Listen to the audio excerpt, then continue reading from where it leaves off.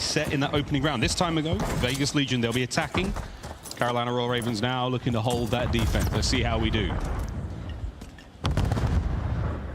Oh, Gwyn is just flying, by the way, on this flank. So trying to get a coordination on when you want to jump over on this A zone. Felony getting slightly active, and as the kills start coming through, that's when he make the moves. Felony, well, didn't open his eyes, but at least he's bought the opening for his teammate. TJ goes on the flank. Gwyn wins his one as well, and maybe he could have lived inside their spawn, but where TJ falls, Gwyn is here to pick him up. Gwyn is looking at a few more potentially. They're not going to take the bait on the stairs. 3 players below him. Gwyn could eat well in a moment. I think they're aware of where he is. Oh, beautiful work out of Legion.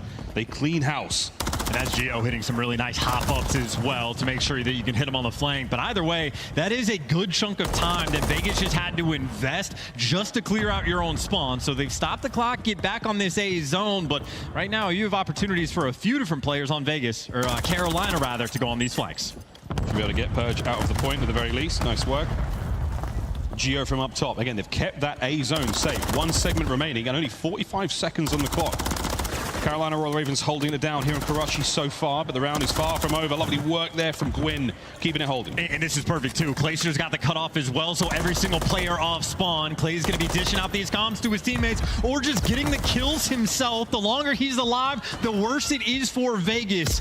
And on a 5 spree as well, it would have been nice to get number 6, but he just feeds the comms to his teammates. TJ on the flank, he might fall, but you get these kills. And right now, Vegas, they just do not have time. Tyler Fellow picking up big kills left, right, and center.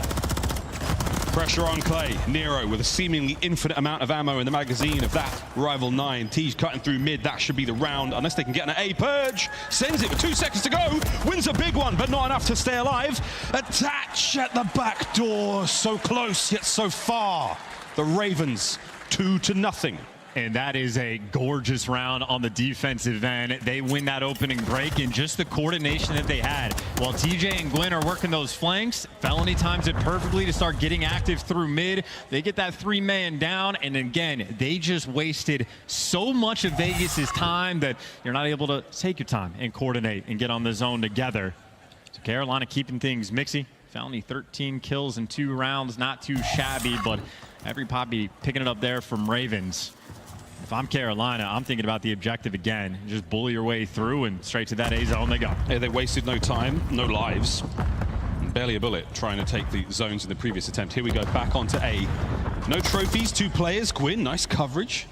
Gio unable to find an angle. He's going to have to put himself in harm's way to even get into the fight. Good work out of the Ravens again. Second segment I'm thinking gone. about the objective. I think he's again. waiting for his Just teammates to get active, but Nero does get traded. Yeah, Finally, his teammates top third. Well, they sniff him out, read the spot to get the power positions as well, but the close junk spawns come through, so Carolina, small window of opportunity to attempt to go towards B.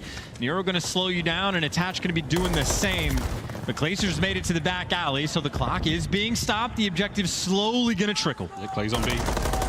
Oh, nice shots out of Gio. Not enough to stop it. Ah, Tej, the assassin. Seemingly unstoppable. He's won another one in top red. Absolute demonic play as the 3 members of the Ravens are on B, and that zone is gone. Yeah, Gio looking a little bit uncomfortable with the movement up top, so he's going to have to readjust because you already have 2 ticks of progress on A. Carolina looking for a flawless Karachi performance. Control has been a big problem for them, but right now it's looking like their best help. They haven't checked every corner, though. Gio in such an interesting spot. I can't believe they haven't noticed that. Finally, there you go. Nero behind them as well, so a couple of P's and Q's, dotting I's and crossing T's for the Ravens there on the approach, but not a problem. Gwyn is going to turn and hold these players at bay. The Renetti, oh, reload, try again. Felony there for the trades once again. 17-7, and the map is done. They may be blue, but the Carolina Royal Ravens are still red hot, especially there on Karachi. And I'm with Clayster on that one. That was a map that felt like, what even was that? You had a Vegas in map 1 where the respawn was just perfect, but he got taken to task. Clay only had to get 10 kills to get that victory. That was a cakewalk of a Karachi.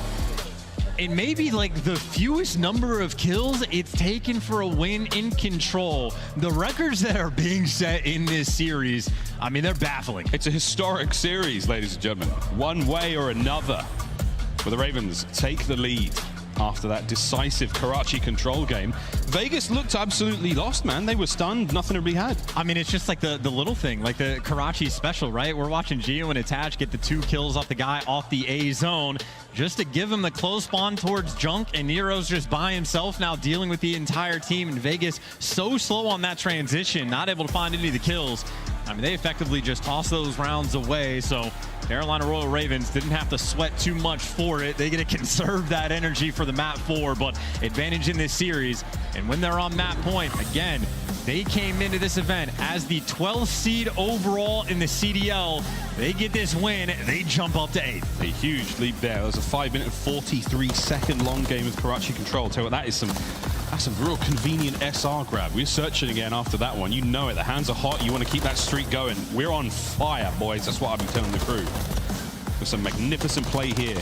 Fellow with a great opener. That first round chance was so strong. I mean, that was like the only sort of like strong individual play that we had the entire map, though. Like Felony just going on like a 5 spree to open things up. But after that, it was just Carolina existing on the objective. Anytime they stepped on a zone just about, they were able to get it flawlessly. Like the B zone, uncontested, both of their offensive rounds didn't have to break a sweat.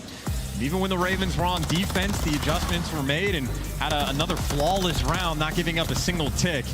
And I do know when we saw the opening breaks, it seemed like the nades were consistently on point from Carolina as well. So again, I think that repeat map, the homework, A+.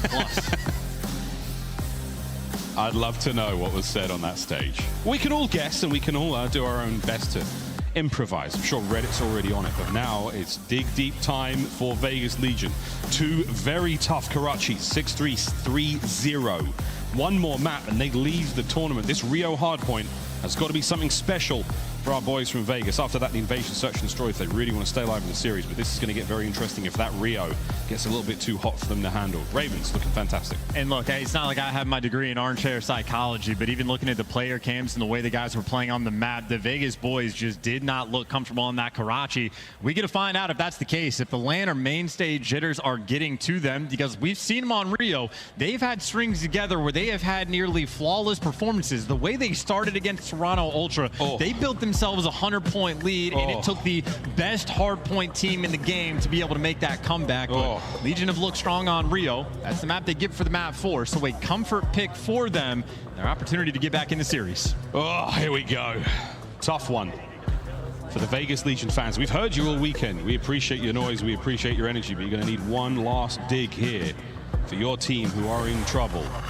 The Carolina Royal Ravens looking fantastic so far. And this is stage 2's hard point. These are the break comparisons, Chance. Can you break this one down for us, brother? Well, both of these guys have just been fantastic. Part of this certainly does come towards map played as well, but the fact that we're going towards a Rio where the breaks do come a little bit easier. Only a few true money hills we have on this map. That means you can afford maybe to play off the back foot a little bit and put the emphasis to the proper hills, especially P2 and P3, where you really want to lock down those back spawns.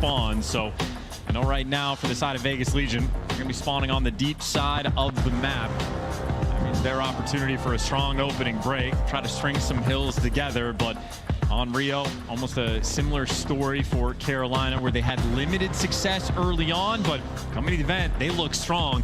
I know Gwyn against Miami Heretics, he came out on this map, he was shooting. That boy was shooting. We'll see if we can get the Thursday Legion on us here. They look good against Toronto Ultra. How will they look against the Carolina Royal Ravens? Into the hard point we fly. Is Carolina looking good so far? They spawn on the preferable side, not necessarily the best side. There's the contest. And soon to be the time. Gwyn's gone around the world, Can't get the second. Maybe I punked for that second kill, but his teammate's there to pick him up. Nice and quick. Purge, though, with a nice little win, but still Ravens fighting around the time. TJ has let a player through, but that player didn't elect to go towards time, so he just gets caught. So Vegas right now, again, maybe looking a little bit uncomfortable.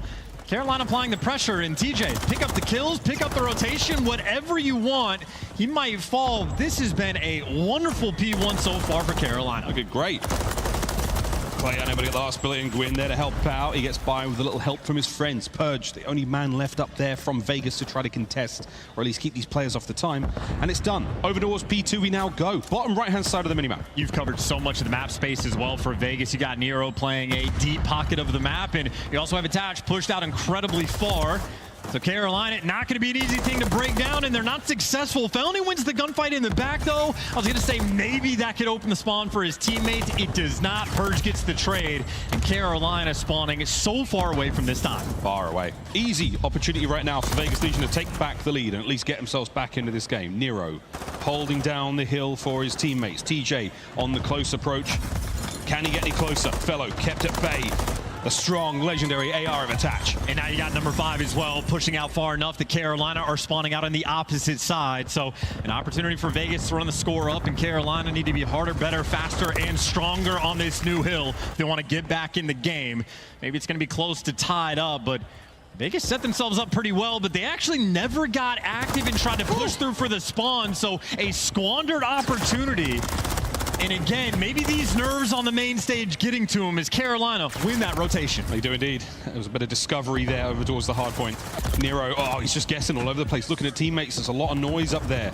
Sensory overload towards the new point. Back in the hands of the Ravens. Breaks on breaks here. Geo now lining up for the hit. Trophy working overtime. Tej, he's been pushed back. Can you get into the hill now? Purge leading the charge. He and Geo taking the escalators the slow way, and Felony punishes them. I mean, just like Tron, he's trying to have himself a legacy series right now. He has been on point, and now Glacier just gets to be the super soaker in the time. The sun's though gonna drop him. Nero soars through and is able to pick up 2, but the back spawns pay off. Gwyn strikes right back, just like the Empire, and well, that hill time, the final bit of scrap, Carolina get to run the score up. Oh, they're gonna run the score up one more time because they had it to begin with. Lightning fast hit from Nero there, gets himself a sweet pair. And now the final moments, this hard point come to a close over to the garage. Or the garage, my British comrades. New hard point, Vegas in control. Yeah, Carolina finally dropped the rotation, and now you're not trying to drop the beat on this new hill. Vegas to get the back spawns on their lock and key. A couple kills flowing their way, and it's now just a funnel system. Everybody from Carolina trying to flood in through the back, but right now Vegas, it has been a very comfortable hold for him so far.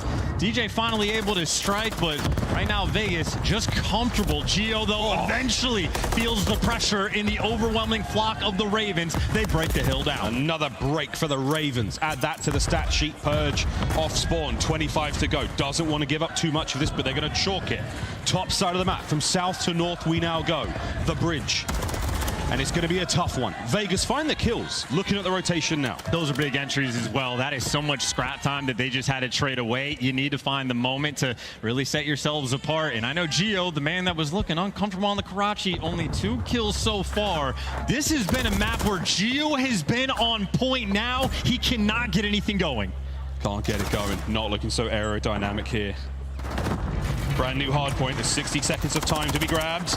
Oh my goodness, Gwyn has just slid on in. He finds 2. TJ backs him up. Attach is now under pressure. Tej keeping them at bay, keeping them on their toes. There's so much work to be done here for Vegas, and they are being drowned out by Carolina. I mean, that was just too easy. The French duo broke up, and that hill just got broken down. Vegas not able to hold on, but at least you strike back just a little bit. Try to get Purge in the time. That is going to be his home, but you still have a lot of pressure on the map for Ravens. Gwyn working through up top. He's got the reinforcements and help of Felony and Purge. Again, just the angle. Glacier's got it. The kills there for the Ravens. It is breaks on breaks, but once again, that is such good scrap time from Carolina. They're going to maintain that 50 to 60 point lead. Well, the scrap time working out. Back over to our brand new set of hard points we go. Let's start this again. Carolina Royal Ravens, quick listen in. There's Soda. Yeah, there's Soda. One shot, there's not you, Geo. Can you win? One Soda. I'm gonna come up Eskies with you. I'm stunning over Soda. I'm stunning Soda. Nothing weak Soda. I'm about to chow in a second. Stunning over Soda. Attach one shot Soda. Dead. Nothing in our set. You. Nothing in our set. You. Bridge one shot. Eskies. One shot down. One shot. Soda. Neo. Yeah, and the other guy's bridge. This guy's just gonna play spawners. He's Soda. Yep, he's playing spawners. Yeah, Zig and Soda. Eskies, Zig, and you. Attach went you. Attach went you. Okay. Geo dead on the We spawn Eskies. here. We spawn here. Soda right now. I'm coming. There's a good time. Can we hit it together? One Soda. Yeah, one Soda. You pushed outside door. Weak Purge, sharp pillar. Nice, good job. Top bridge, one shot. Attach one Soda. Top bridge, one shot. 200. I'm going in. I'm dead. One shot. Stuck here. Rotation. I spike it. Yo, ran your enemy. Geo and Nero. Nero's in new on me. Nero's stunned on new. He's like on 4. Nero's stunned on new. Purge on new. I'm dead. I'm dead by nade. There's 2 on new, guys. It's Purge and Nero, both cop car, okay? I stunned him on cop car. I stunned him, old hill. Geo dead, old. Nice. Another one on me I right. hear you. I'm trying to help you right now. I'm coming. One shot. I have him. He's dead. Dead. Nice, missing one. Missing one. Cop car, let's go. I needed it. I'm showing backside, Isaiah. There's two front down for you guys. Two front. Another one front ramp. You're good. I'm one shot on hill. I hear blue now. Christ on your front. His side. Blue now. And then two front guys. Two front. Up the side. Carolina putting in the overtime, and I love the comms from Fellow. He's been criticized for the lack of slang, but right now he's bringing the slang, and he's calling out every player exactly where they are, making it easy for his teammates. But the final square up for this little bit of scrap time, Vegas looking at pounds. Gwyn's trying to keep these guys at bay, but the overwhelming force of Nero is there. And bad news from Carolina, they're still stuck spawning in the back. Young Emperor fighting his way, desperately trying to stay alive in this tournament. TJ finally brings him to his knees. Usurped on the way towards the new hard point. Open for now. Vegas Legion with position. It's going to be Purge who has to get himself into that hill, as he did so well on Skid Row. Oh, that's a good spot there from Gwyn, but Gio actually still gets the kill, and he gives you two. Gio in the second half has been a monster compared to the first half, so he's finally finding his groove. You get the back spawns for Vegas, and this is the money hill to get you back in the game. Vegas, they have found their form. Vegas are fighting. Vegas are fighting. Attach, keeping these players out of the bridge. No one's getting close to the point for now. It's going to be one solid hit from the Ravens, trying to break. 30 to go. Through boxes. Gio, another two. Look, man, he had maybe 4 kills on the first set of rotations. In the second half, he has really found himself. The comfortability is there, and this man now cannot be killed. He is moving. 5 spree. Done. Felony ends it.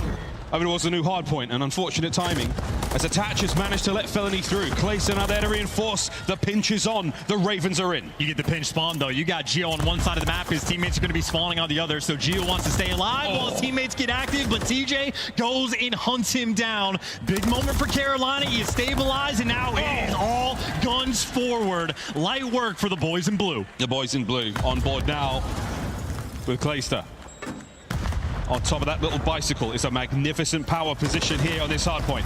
Can James Eubanks keep the members of Vegas Legion at bay? Over 200 points now we go. Up high, it's Gio. Again, a second from Nero. They're in. That was a serious amount of coordination for the stuns and nades there just to overwhelm the trophies. The break is important time to get it, but the fight for scrap is still gonna go. Purge at least gives you one, but these two teams desperate for it by the looks of it. Vegas, well, they've secured it. You've done it. You fought that rotation towards new.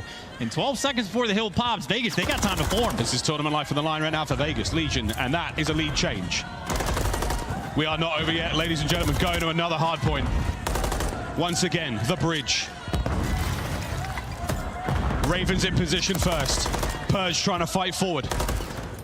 His teammates are helping him get this far. TJ's on the flank. A devastating moment right now. Clayster's in the hill. He's got so many directions to look, though, and eventually Gio's able to find him. TJ, though, is there for the quick trades, and Carolina still hold on. Legion soar, fly to the point. He has to try to break him. Vegas have finally taken the lead. Back in.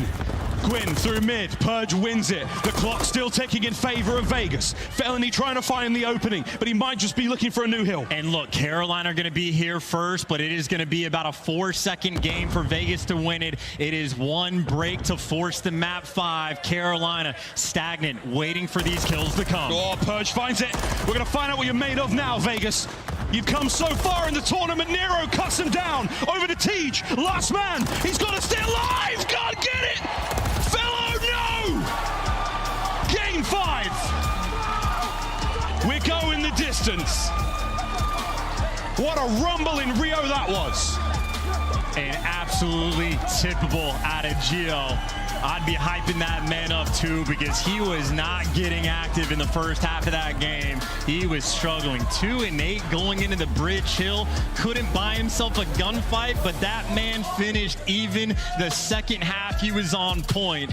And obviously, that's credit for the comeback. His teammates there the entire time. Good slang across the board. Nero especially lighting up the kill feed, but when we take a look at that game flow graphic, that is going to be Carolina Ravens with the lead virtually for 95% of that game. Vegas, lion-hearted. They fought back and got in the mix. That is one hell of a Rio hard point. What resolve for the boys there. Legion have fought one extra life here Quick look at the stats there. You can see the time across the board. That's all I'm looking at now. I can't help but try to keep count after the historic matchup earlier today. But for now, unbelievable showings. We're going to a final map, Invasion Search and Destroy, to decide who marches on in the tournament. And look at that game flow. What a brilliant back and forth showing towards the end. It just took him so long to find that form, just the slaying prowess that Carolina had, and it really was eventuality. It's not like crazy mistakes were being made by Carolina. It just turned into a situation where just certain players, they could not trade. Gio picking up 2 pieces left and right. Nero was at one point a one-man wrecking crew, lighting up the kill feed. So the trade's not there in the hard point, saving Vegas in this series just to go to that map 5. But Invasion is going to be a spicy one indeed. It is slow pace. It is all about those mid-round adjustments. Who can clutch in this game 5? Well, it's a packed house here at Major 2. We're ready to roll into our first game 5 of the day. It's only the first series of a very long and exciting day of COD. Come back after the break. We play Invasion Search and Destroy. We find out who advances to the tournament and who goes home here at the CDL.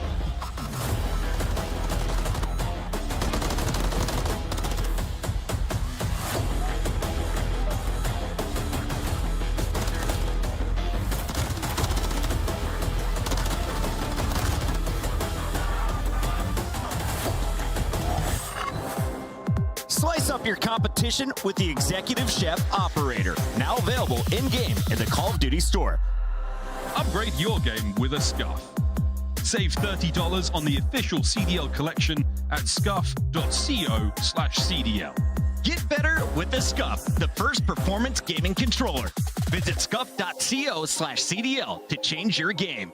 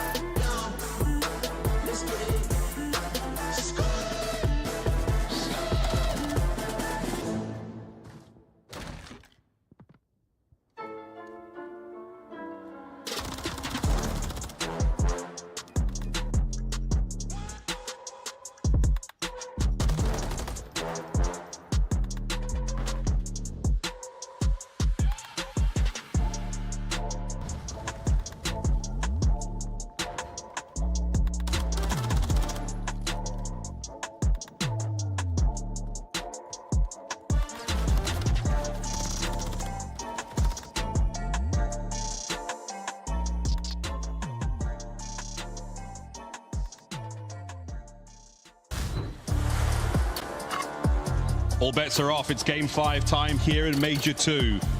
Vegas Legion taking on the Carolina Royal Ravens, and it is absolute nail-biter so far. And we got to figure out who the apex predator on the main stage really is. The stakes in this game, well, not the highest just yet, except for the fact that if you lose, you go home. Winner advances to top 6.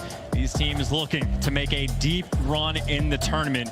Carolina, they entered into this tournament as the 12th seed. A victory here, they jump into the top 8. That is the threshold cutoff for champs long term. They desperately want this win. You double your prize money as well with a victory, and you get to continue to play Call of Duty. Game 5, though, for Carolina. I mentioned it before.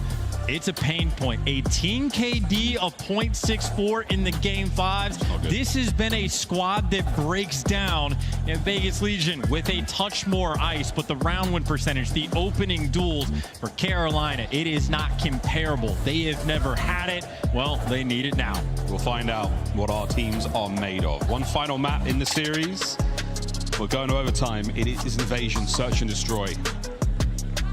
Carolina had the advantage in the opening Karachi search. There was a 6-3 finish, and as you can see from the records, I mean, either way, both teams have had reps on it. But we'll find out what our boys are made of today. And I could only imagine how many different Game 5s players like Clayster and Attach have had in their careers. DJ too. Countless, hundreds at this point, even on the main stage. Well, looking for that extra feather in their cap. Carolina on the attack first, and their S&D weirdness continues. They didn't initially get that bomb. Felony goes to collect. You see the setup, Purge. He doesn't have much support. He is aggressive in the middle of the map. It's only Geo that can watch over him. And Carolina not wasting too much time. They are clearing space. They are leaning towards A. No monsters under these beds so far. It's a very fastidious approach. Check every corner, make sure no one's in any places to surprise us. Purge is that man right now. Will Felony check it? The usual spots are there. But right now, it's Purge. First blood. Day 1 credit bomb down, and Purge gives you 2. Starting things off right. The rookie on the main stage, devastation has been laid out, and Clayster now in a 1v4. The Purge J masterclass in a Game 5.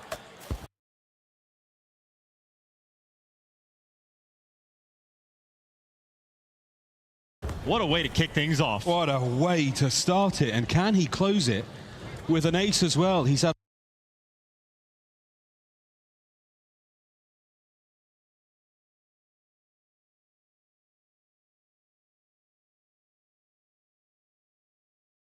eyes on Clayster. Is he going for it? No, it was ruined, but wow, Purge, what a 3. And this is a rookie on the main stage for the first time in a Game 5 like this. If there was any nerves he had, they have just been washed away. Looking at it again, freebie first kill. Carolina not checking the credits, and then they just cannot trade this man. Purge gunning them all down. Absolutely outstanding start. Those tricks won't work twice in a row, especially against players like the caliber of the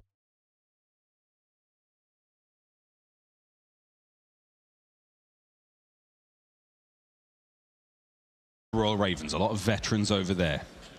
And that man on your screen, 3 world championships to his name.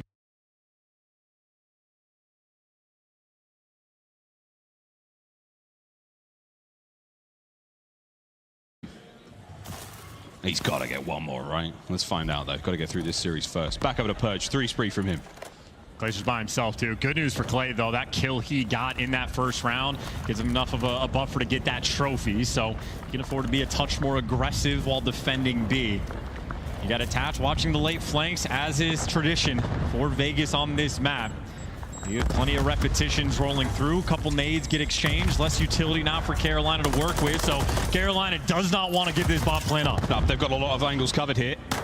They have the numbers as well. TJ's on the pinch through the back alley.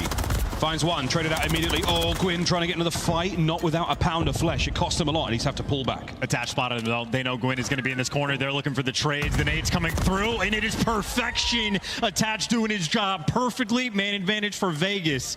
And Felony might have the reads, but you almost don't get it done. And Vegas Legion, that is a perfect round. Those players might have getting pieced up by the nades over by the tank. TJ might have gotten the first blood, but the trades are there, and the read Attach had on Gwyn. It is a big theme of Invasion. How does that flank watcher want to play the rounds? Attach, well, so experienced now at this point. Gets the job done. 2-round advantage. In Carolina, you get opportunities in round 1 when there's no trophies on the board, but offenses, they get more tougher as the game goes on. Indeed. Those trophy systems working brilliantly here on Invasion. All these nade spots, long lines. Oh dear, speaking of long lines of sight, that's the map cut in half, and TJ backs up. And now you're just so uncomfortable. Nero's already hiding in rugs. You know you've just given up so much space on the map, and again, because Geo defending B has a trophy and Attach looking over him. B site not looking too exciting, and you can see just how concerned they are about Nero, but a player that is occasionally overchowed, patient now in this moment. Clayster trying to make sure he doesn't make his way out through the front side. TJ's going to go in a moment, or it might be Clay to do it. You might want to send 2 people for it. Clay with the old in and out. There's the bait and switch. It's an old trick, but a good one. Playing against Nero, man. They know how to read the man. Man advantage, though, but still no map control. They're leaning towards B, but with only 30 seconds on the clock, you're going to have to start getting active. It's still not easy, even with a man up. Less than 30 seconds. Geo having a back up. He's taken a hit or 2. He's going down swinging. A lot of damage dealt, but that is still the site in control for the Ravens. That should be the plant. Smoke out as well, so Attach can't even get kills on the cross. Trying to make a play through it, though, but doesn't have the angle. It was a dead body, not TJ, and small feet on that man, staying alive after the bomb plant. 3v2 now for Ravens. Purge trying to help get closer to the site. Attach finds 2. Gwyn on the site now. Purge moving forward. They brought him down. 1v1. Felony versus Attach. Somehow they have made magic in this moment. 20 on the clock. I can't believe Felony made this play. He wrapped so far around, but he's got to be worried about the bomb getting defused. The bomb is still yet to be touched. So 15 seconds on it. Attach is there. Eyes are up.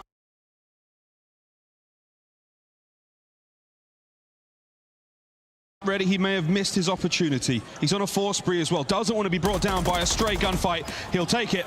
Not enough time. But what a retake opportunity from Vegas Legion. And that is a terrifying moment for Fellow. Attach, if he hopped it, he would have gotten it, but he played the man. 2 veteran players getting after it, but maybe a small amount of good news for Attach. In a round that is a 2 versus 4 for the post plant, he still finds enough kills that he's just 1 away from the cruise. Talk about making the best of a bad situation, but Carolina just avoided what could have been a dagger round. We found out there that rotation from Fellow was 17 seconds he spent to make that play. Bomb easily defused in that time. 7.5 is all it takes to make that boom boom go bye-bye. Now you're going to have Attach, though, take all the time in the world to try to get this extra kill. Other players on Vegas can make more of a commitment if they would like, but it's his operation. Get this man the cruise. Again, on Invasion, a cruise missile, that kind of ordnance, incredibly helpful. 1 minute on the clock.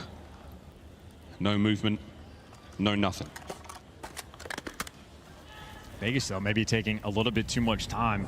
40 seconds have gone by, and they don't have any intel on any player position on Carolina. And I don't know if they saw the cross initially, but TJ, he's found himself the credit. The stun connects. Well, they know now. They're stacked up. The smoke. TJ's going to try to get out with his life. 40 seconds. We're still clocked. Oh, my God. The nade nearly stuck him. TJ buying time. Ravens reinforcing now. TJ, check it. Gets it. Nero gone. Massive first blood. Now you just don't have time. Attach has been playing for a kill this entire time. He's going to get the cruise, but you don't have time. You got to get active. Purge finds an extra, but 20 seconds on the clock. They got to run it down. Got to make something happen here. Get that bomb over towards the bomb site ASAP. Clayster, his life flashed before his eyes. He's still alive, though. Oh, the pinch has been picked up. They've won it. Vegas make the moves.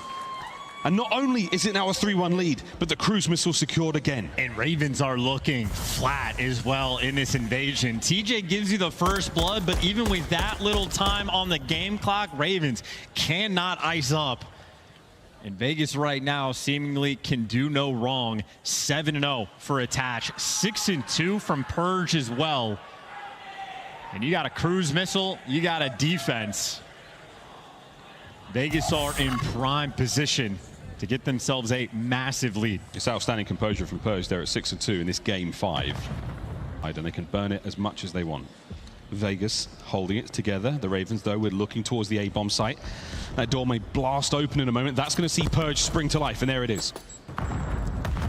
He's going to be slowing him down, but just for the reposition. No bomb plane coming through just yet. The Vegas are keeping the setup. Purge, though, ends up getting caught. They knew Clayster was back there, but didn't play off the intel correctly. First blood, and what should be a bomb down for Carolina, but taking a little bit too long, and Felony in the meantime is going to fall. Attachments to get the damage in. The spree's over. Space to maybe plant the bomb here. You're still worrying about those other players from Vegas, Geo and Nero, pressuring the bomb.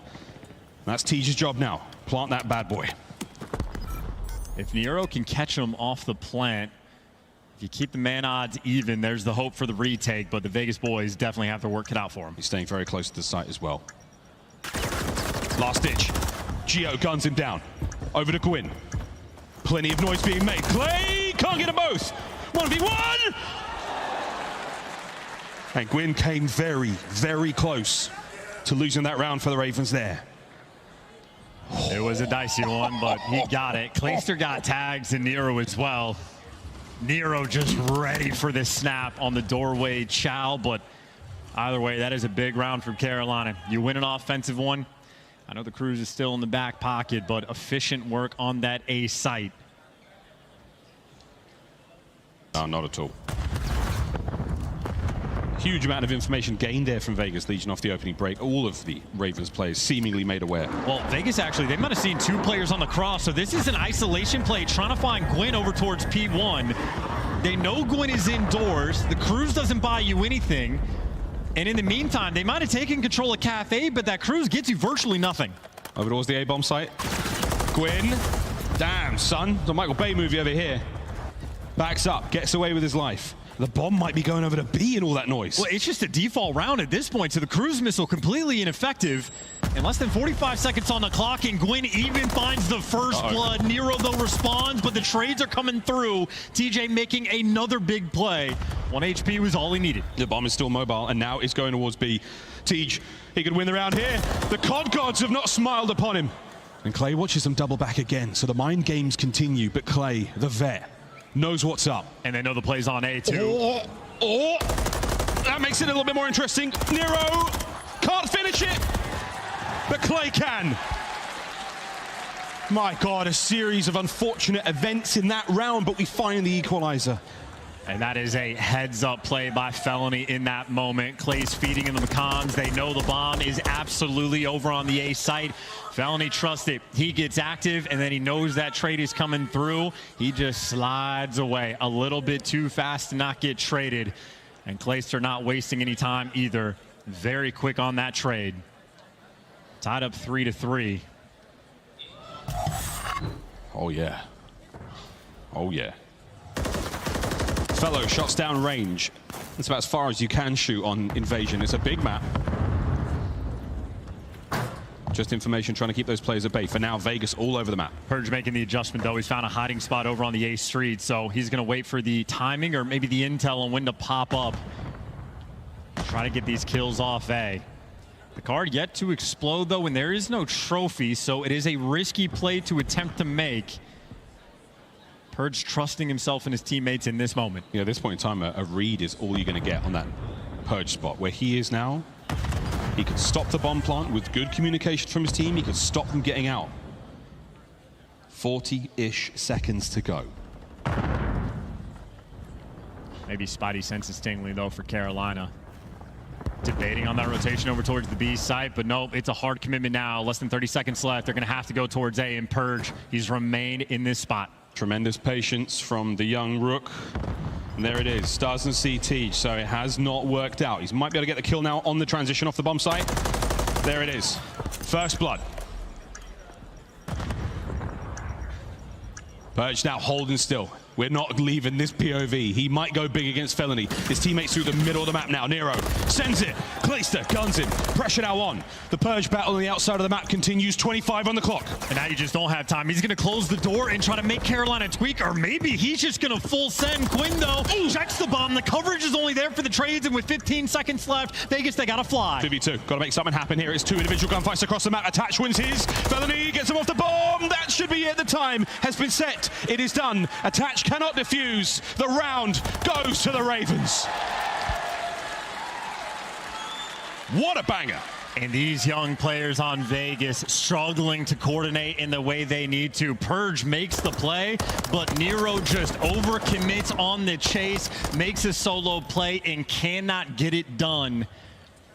And just puts his teammates in a tough spot. Vegas so close. The ideas are there, but the execution just a small step away.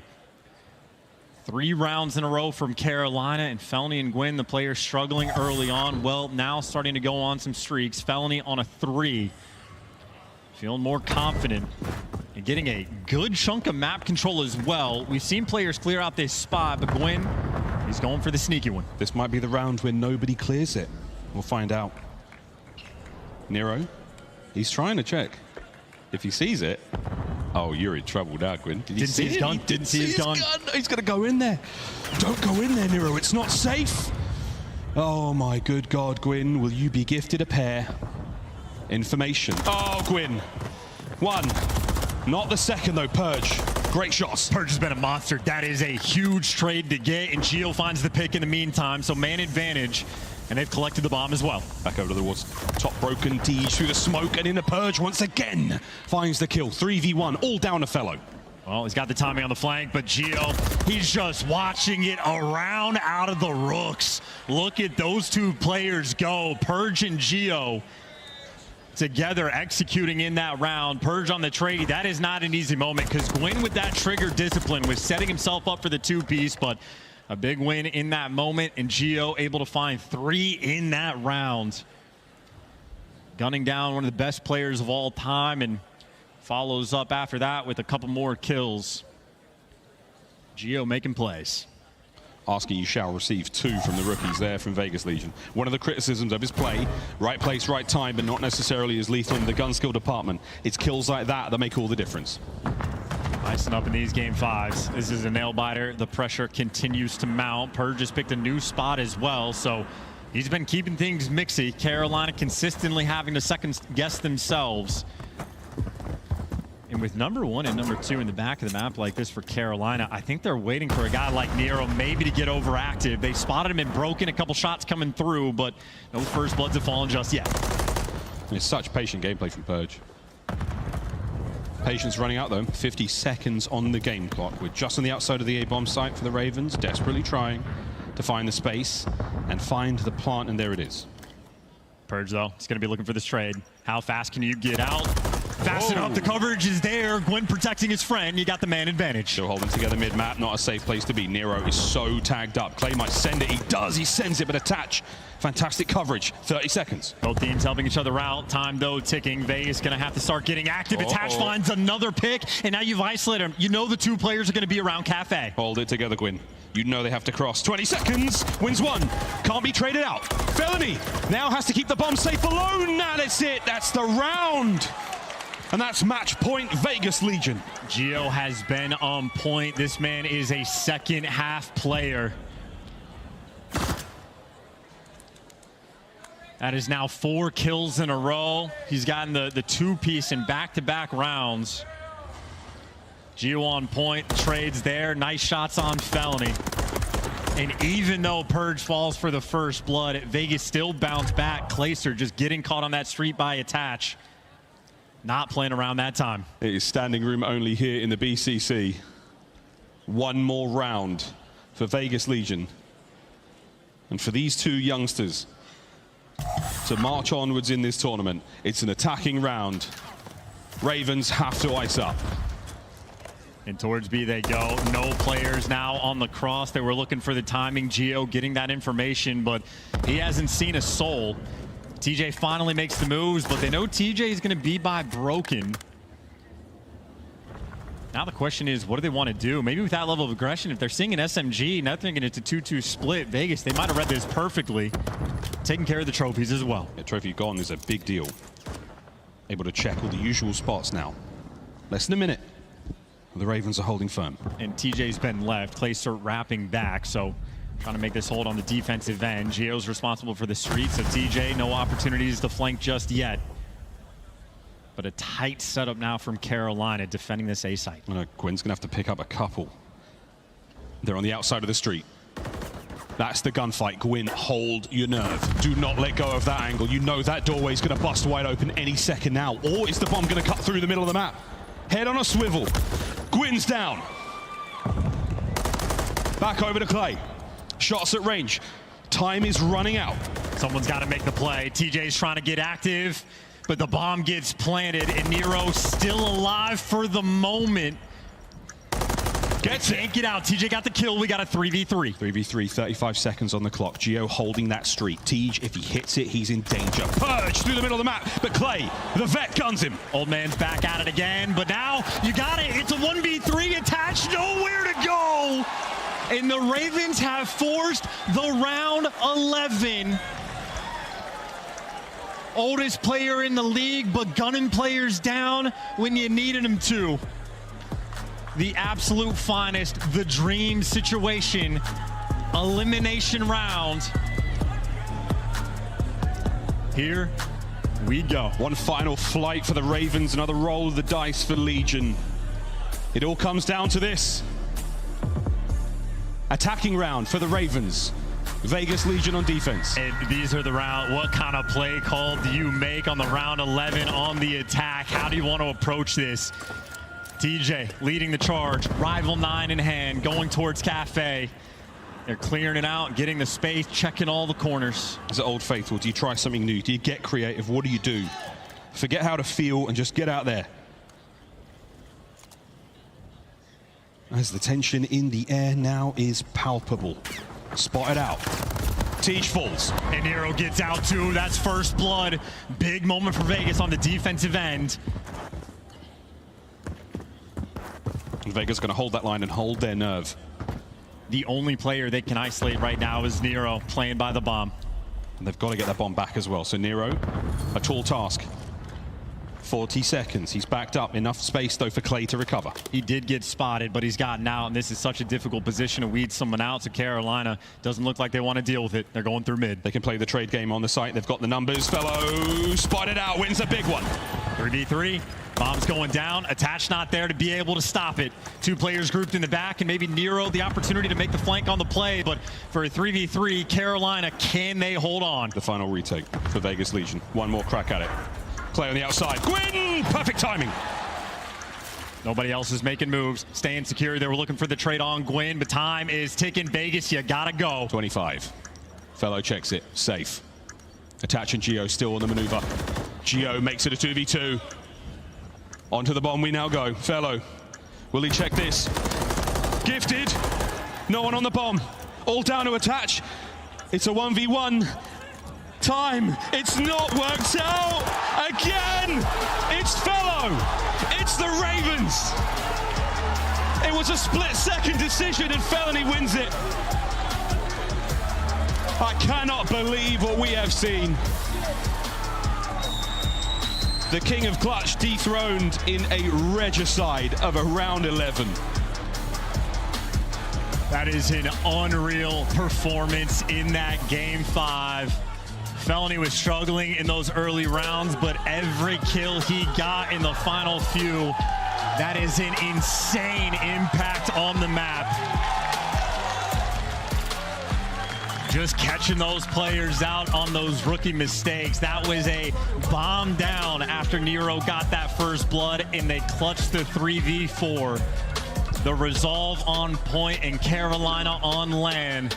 Well, their journey continues. There's little moments like that. I mean, Vegas don't know that Tej was carrying the bomb for certain there. They don't check the body. Nero doesn't cover it well enough. Clay goes on the impossible recovery mission to get it back.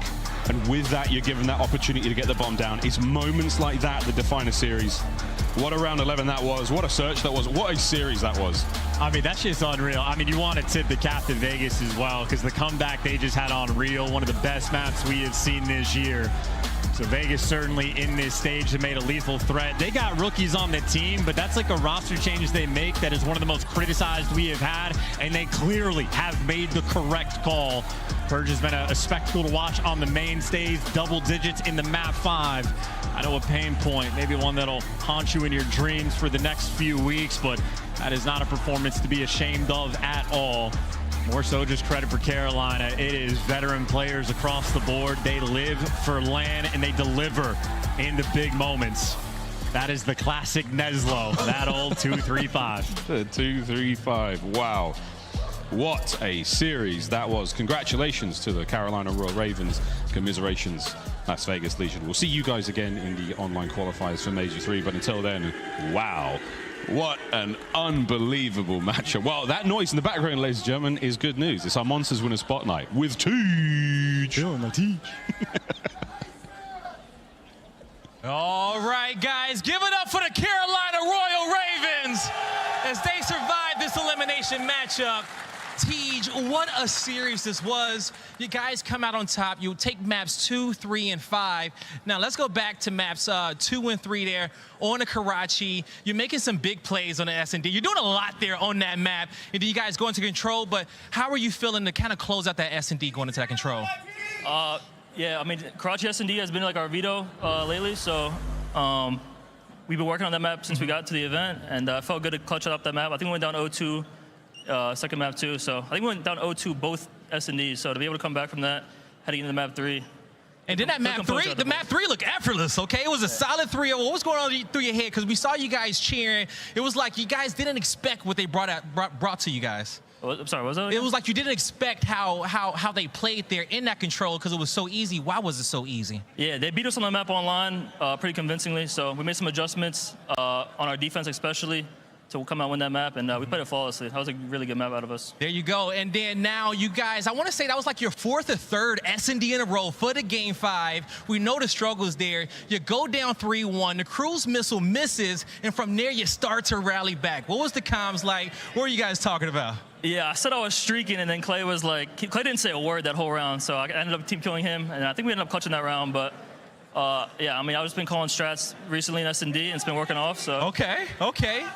Yeah. Definitely does seem like it's been working out for you, okay? Now, you got a bunch of people in this front row screaming Tej, a bunch of people in the chat saying Tej. What do you want them to know? You got another match here towards the end of the day. Yeah, appreciate you guys showing support. Hopefully we make this run. I got one more match today, and hopefully play again on Sunday.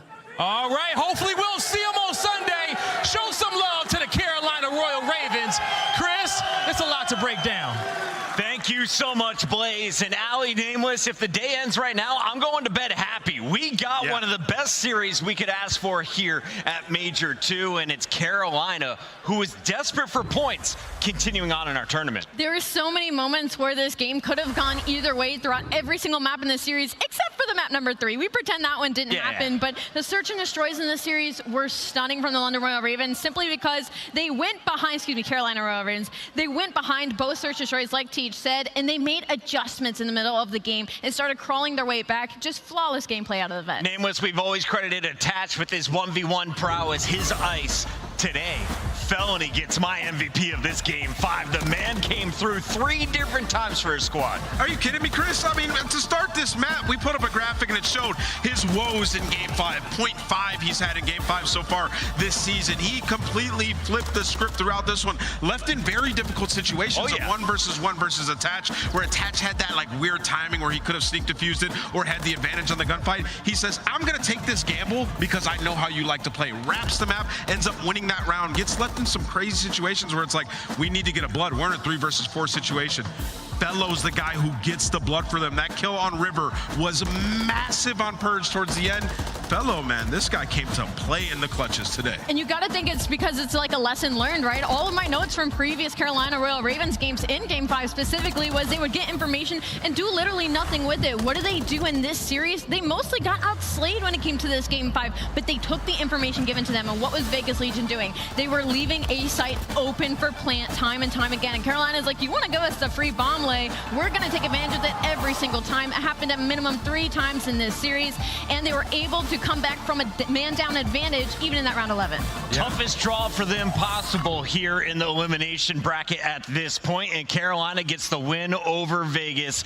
Clayster and friends are continuing, and Nameless, I was looking at the numbers. They were 12th coming into the day in overall points. What's the ceiling for the Ravens? They play New York or Atlanta, whoever loses next. I mean, I think they can make a run. If you're playing Search and Destroy like that, I mean, you look at the hard points through that series, that Rio was very close. They should have won that map, and Vegas is an extremely tough opponent. We went over the numbers. Vegas at times top 4 performer when we talk about Respawn. So for the Carolina Royal Ravens, that momentum going forward, they could absolutely keep going in this tournament. We say goodbye to Vegas Legion. They are done, but they have enough points to stay in your top 8 for now. Let's take a look at your bracket of where we are at Major 2. 4 teams left undefeated in the winners bracket, and up next we will see Subliners versus FaZe, followed by Optic Ultra, and we still got 2 more battles to go in the elimination bracket, Allie. Oh yeah, we still have to watch and see who's going to go down and meet the Carolina Royal Ravens and LAG, who has been waiting for their match for quite a couple hours now.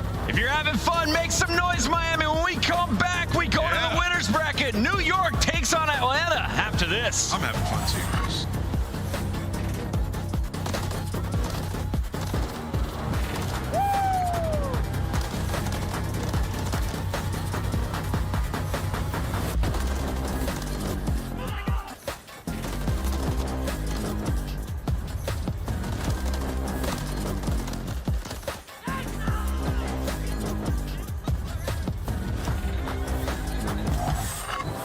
Upgrade your game with a Scuff.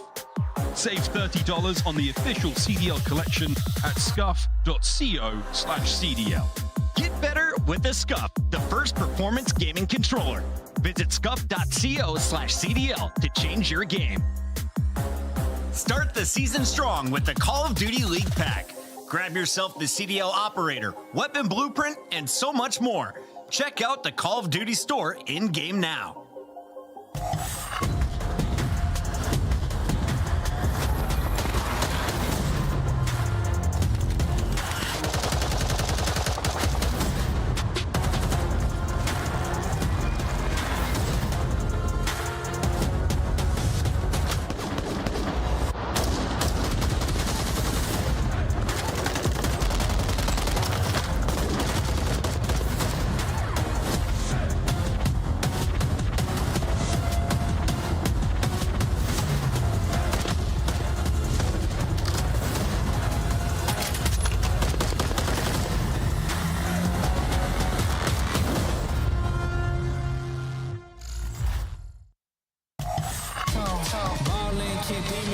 I'm back in my zone now.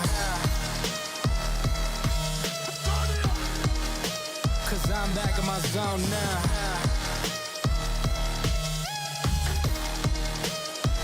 Back in my zone now. Marlin can't beat me up cause I'm back in my zone now.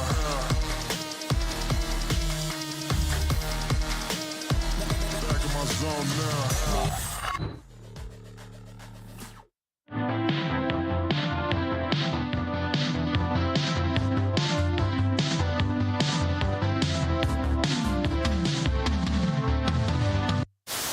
Early in our 7th circle here, there's still 30 teams left. You don't have any resources. Get to the zone if you can. Win your gunfight. Maze somehow sneaks through.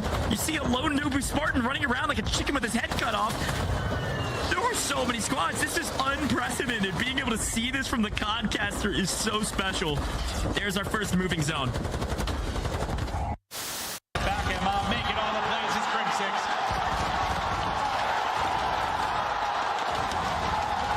The curse has been broken. The dynasty has been cemented. They are the greatest roster in Call of Duty history. Optic Gaming are officially the Call of Duty World League champions. Get the last bullet. It gets absolutely smoked. Bance is going massive for the squad. They called it the other artillery. That's all the streaks gone. Now they're straight down to the guns. Bance went 5 in a row. Bance! What is that Herculean effort from Bance to make plays when they matter most. A little bit, but composure still there for Gorillas as rotations continue to be the talking point. A little bit of a scary spot as Drazah turns on to App off the ground. I don't know how that gunfight was even possible.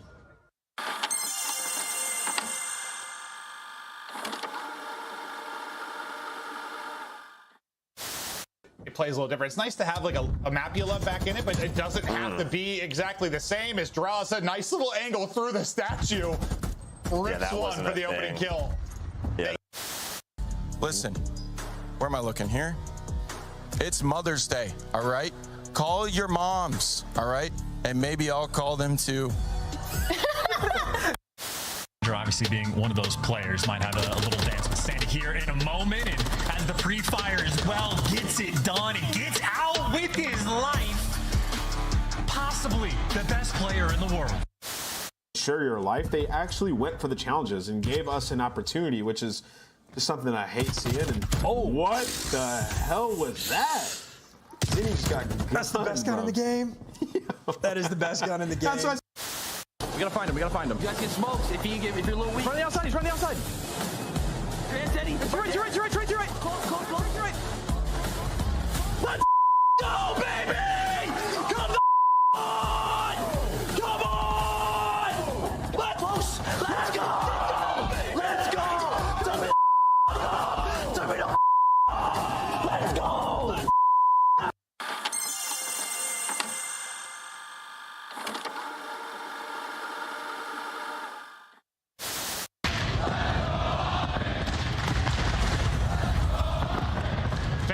Roaring early in Kenny.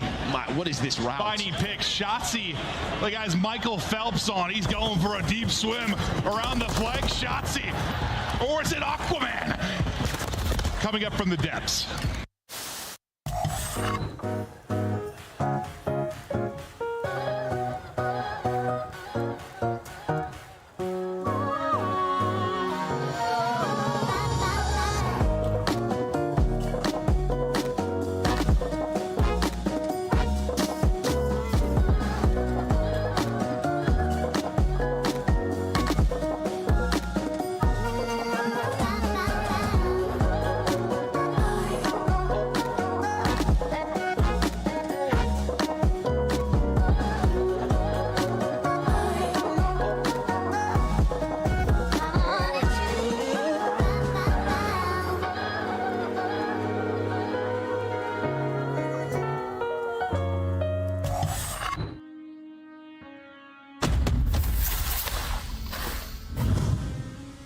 I have a plan. Crazy with the rage, dangerous and rage. I ain't wanna take light, look into my eyes. I'm a killer inside, coming for the prize. Do you really want these problems? I put you in that coffin. But I'm never Johnson, you put this ain't to stop it. Hungry for the beef, leave you obsolete. See my lines deep, see me in the streets if you want the heat, yeah.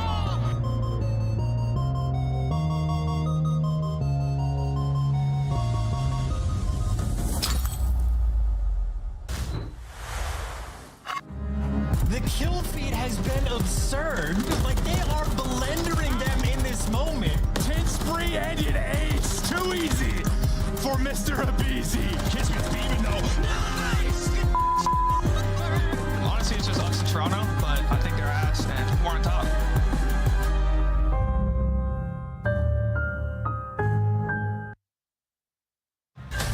It's the rematch we've all been waiting for. New York Subliners taking on Atlanta FaZe. In this one, it's on land. You're fighting for a spot in the top 3 and a spot in our winners bracket finals tomorrow. And this one, can it live up to the hype of our previous match? Can it go to another Game 5, Nameless? 100%. The last time these guys played, it went all the way to a Game 5. It was absolutely amazing. Kismet had some special plays, but it was New York who came out on top. Let's start with this New York team, Ali, because they are coming in with all kinds of confidence. Despite dropping that match to Optic, they tried out some new maps. They tested themselves, and they are looking clean in the winners bracket. They took care of business against Boston with a 3-1. Yeah, I mean, it looks like the New York team, we've been been waiting to see sort of since the beginning of this season. And the thing about New York right now is they are getting so good at search and destroy off of the back of Kismet. And not only that, they just have Hydra on their team, one of the best search and SMGs in the entirety of the game. So for New York, they should feel very comfortable in this matchup. They won in a 2-4-5 in the last time these two teams matched up. And between now and then, they've gotten better at control as well. Hydra, of course, Esports Awards Controller Player of the Year. He's got some numbers to back up that claim. His recent numbers, are they as good as the past, Nameless? What have you seen from him recently? 100%. The man is top 5 in search and destroy, and he's putting up 4,500 damage in each hard point. You can see the league average is 3.6K. Him and Sib, this split so far in the respawns have been unbelievable. You're talking about a team that has improved their hard point to be top 2 throughout this entire stage, largely in part due to the ability of that man on the stage right now. Let's take a look at our Monster Energy pregame as Hydra gets his earbuds ready. New York Subliners, you gotta stay hot. Ignore that loss to Optic and keep going with the S&D. Yeah, the search and destroy has been incredible. Just to put this into perspective of how unique it is they don't have anybody that's carrying the bomb over 50% of the time. That means they're consistently changing who has it, not letting the other team get a read on them when it comes to those maps 2 and 5. And that's really important when it comes against a team like Atlanta FaZe, who has no attack plan. And you can see their second in post-plant win percentage. Well, guess what? They also get the bomb down, some of the most in the league at top 3. So on offense, look for them to get those bombs down quick and make plays. It could be a battle of the SMGs at the end of the day. I'm looking forward to Kismet and Hydra taking on Simp and aBeZy. Let's highlight this Atlanta squad because the Tiny Terrors got that name for the chaos they cause in-game.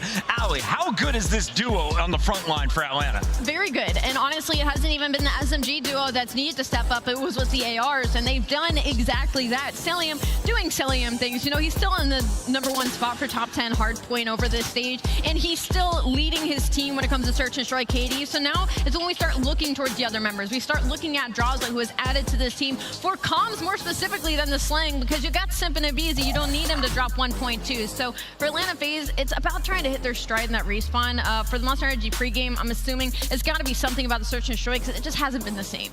Yeah, Monster Energy pregame, don't get phased. 0-4 versus Toronto and New York in series 1-5 at S&Ds versus the top 4 teams. I will say, you know, for Atlanta FaZe, aBeZy, this has been an off stage for him overall, especially in hardpoint. Lower in damage, he's second lowest on the team in terms of engagement, something you don't really expect out of him.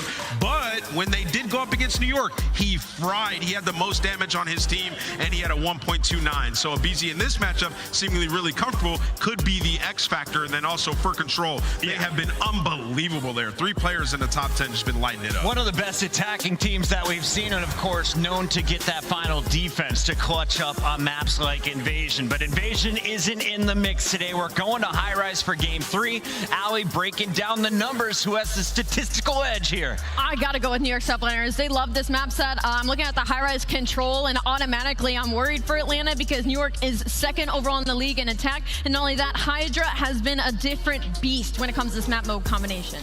Yeah, you know, looking at this series, New York, they're 12-1 on this map set combined. Throughout this split, they feel extremely comfortable. If you're New York, you like it.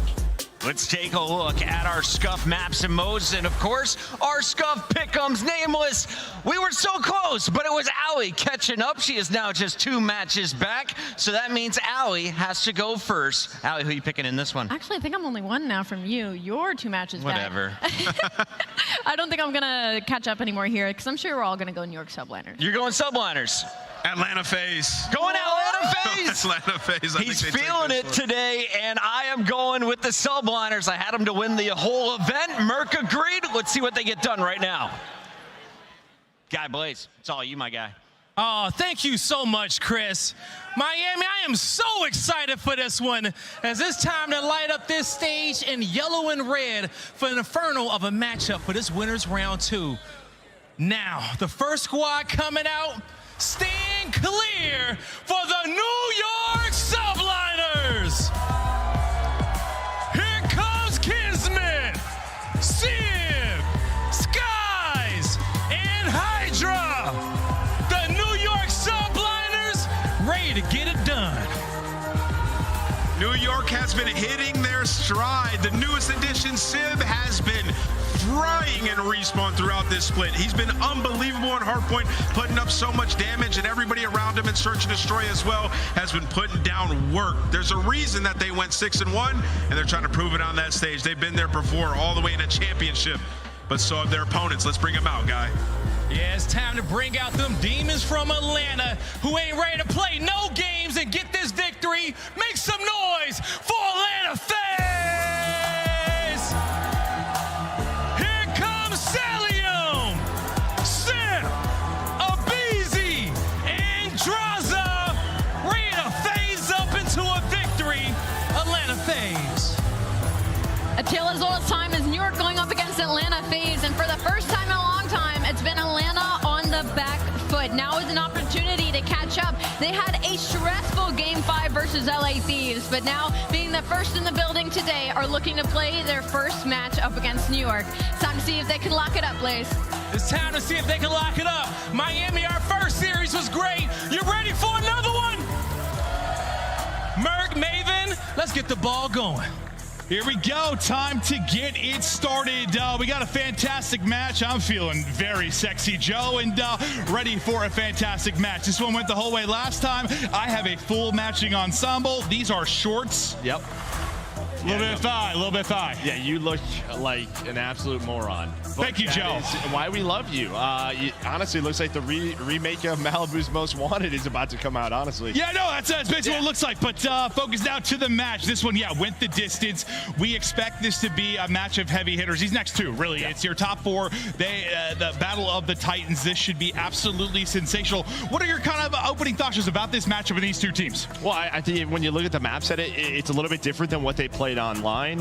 You have Terminal S&D coming into play, which may surprise some people, right? Because New York has been so strong there. Very good. And then even for New York, because they lost Skid Row versus Boston, a couple of days ago, they opt to go for Rio, which is a great map for Atlanta FaZe. So True. There are some map, just sort of question marks here. We'll see how it plays out. Well, just one of those things where if you look at just the stats, you're like, maybe why didn't you pick this? But yeah, recency, scrims, all sorts of things that can come into play for this. But it's time to get it going. What a great start to day 3.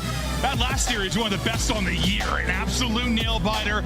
We hope to continue with some incredible action here going forward as New York FaZe get ready to rock and roll, starting it off on Rio. An absolute banger in that first match on Rio, too. And you see right there, both teams undefeated. Atlanta FaZe 3-0, Subliners 1-0. Someone didn't walk away with their first loss. Someone didn't stay undefeated.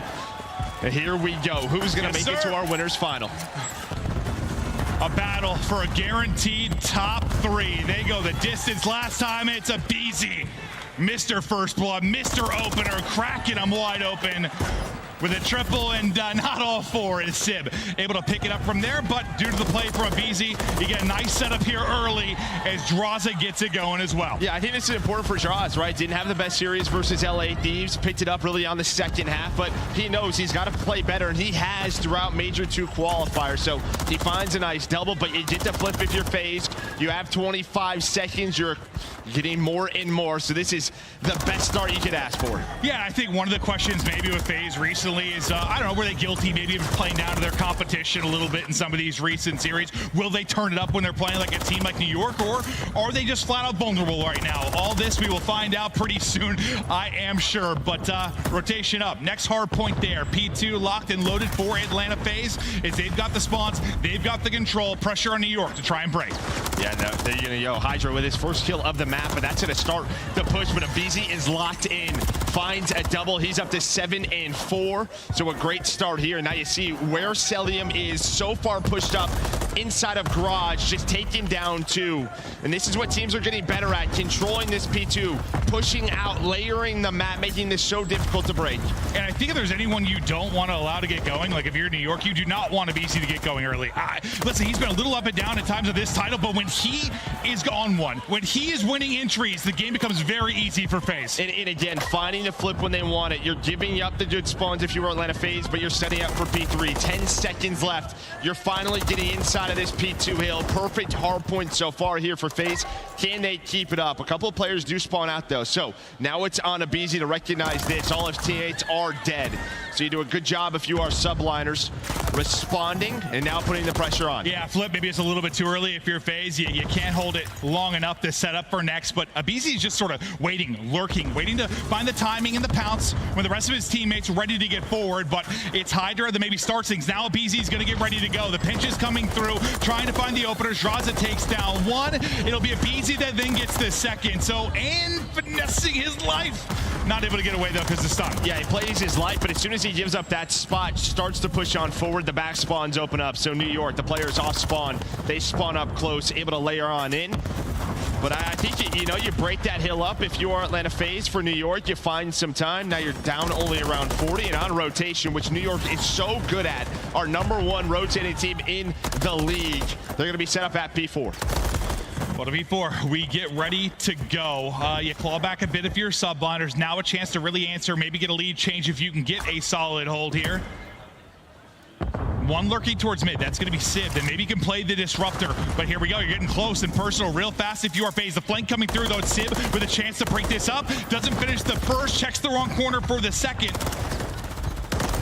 So still a presence here if you are FaZe. Is Drazah with 2. Yeah, he's able to stay alive inside of boxes was Drazah. There was a lot happening on the map just based on those pinches.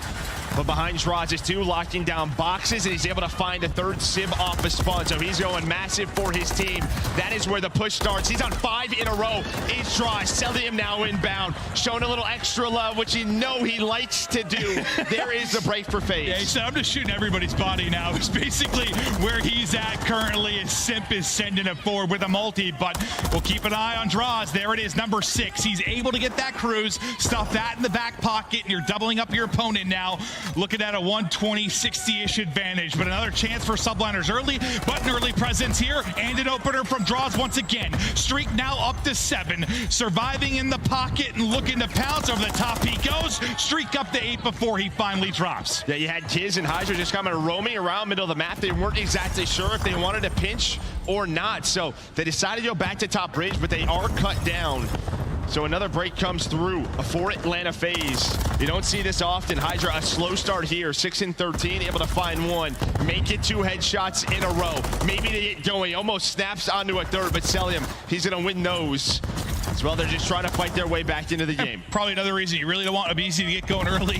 Gonna make somebody's like Hydra's job a little bit more difficult, but it's Simp now looking to pounce, getting the angle, taking the fight, but not quite finishing off the second. So lead still hovering around that 60-point advantage with 10 seconds left to go here as we get ready to get back and into our second set of rotations. Joe, what are your biggest takeaways throughout that first set? Well, I mean, I think just the first couple of hills for FaZe were perfect. And then, it could have got a lot worse for New York, but they were able to bounce back. But the break there at P5, I think that's the difference maker for Atlanta FaZe right now, why they hold this a large lead. You had a couple of chances if you were subliners, maybe to tie the game up, but the breaks are on point. I mean, you just look at the slang right now. Draz leading the way, trying to find number 20. He still has the cruise. When is that going to come into play? But it feels like he is locked in. This is a great start here for Atlanta. Listen, even though he had like a 9 and 27 like triple negative map, he still had like a 0.85 and was right there on the damage watch with the rest of the team. Like, he still battled back, so he can be resilient. He can show what he's capable here as he's plus 10 as well. But some solid time and maybe spawns currently for subliners for the next hard point. If you're Kismet, you're at least... Does that cruise come into play? Sib, though, he's going to be on the cop car position. Nobody in the time for now. It's sort of a battle over this position. Sib into the hill, and maybe that's when you use the cruise. So we see this, but look at Kismet, number 1. He's going to find him inside. There is a quick train, so you still have the cruise inbound, finds a teammate. It's a little messy, but it will lead to a break and control for FaZe. Yeah, first I thought, I was like, what a read. I thought he was picking a mid for the push coming through. But no, it's to get mid and call the streak. But you survive it, you find a flurry of kills behind that now, and Cellium, he's on 3 in a row. You're pushing this lead out once again as it's gotten up to 80. Simp trying to push out Garage Side, maybe get forward, and awkward timing there as he will drop, but this is great time on a P2 that can be tough to find it. Yeah, again, what FaZe is doing here, getting a player out garage, other teams need to try to copy. I'm sure they try to, but they have done it so well here on the main stage to start the day. Now still that 90-point lead on rotation. You will have Kiz all the way in the back corner. On the hill will be Sib. So a nice setup here, but it's been the phase breaks. Can New York cash in on an early setup? We'll see if they can do it. Cell still showing love. And now trying to track back Simp with the opener, trying to give them numbers. Simp and Hydra and Kismet all able to find kills. You needed that wave. You needed it desperately. As you said, you got to get time here if you are subliners. But it's FaZe looking to go for the jugular, close this one out, take advantage in this best of 5 to the comms now with Atlanta FaZe. Market 2 spawn on your truck. Yo, I can hold man. Oh, give me time. Listen. We should know. Con Gavi in new. One more was on you. Easy. There's only one here. That's right. I'm coming out. Time. Push off. You keep nice. I'm in your garage. Pat on you. Garage 2 at once. Garage. I'm in garage. You should pinch him. We're good. Wipe in, Caesar. Try and need wipe in. Hey, what's the Zig? I can hit it. Zig corner. I'm one shot. Hey, challenge you, Chris. He's challenging. One Zig, kiss. Wipe in, Caesar. Kiss. Okay, I'm going around. I'm going around. He's on push up ramp. Stunning ramp. Hold on. I'm trying to hit. He does Zig still. Yo, he's gone. Drop the Zig. One shot Zig. How do you Caesar too? Zig is going middle. I'm gonna play for this. Yo, let's hit ult. Push out. I hear you. I'm nading ult. Nice. He's stunned. Dead. I'm watch out. Nice. Zig, Hydra, one shot. He's absolutely. You're good. See, watch out. Absolutely. Zig still? Yo, let's take your time on this break. Take your time on this break. Yeah. Yep. I'll play this. Yeah, you actually double play our side. I'll play right there. Chris, you want to go through? Let's go, Zig. I'm holding here. Fucking.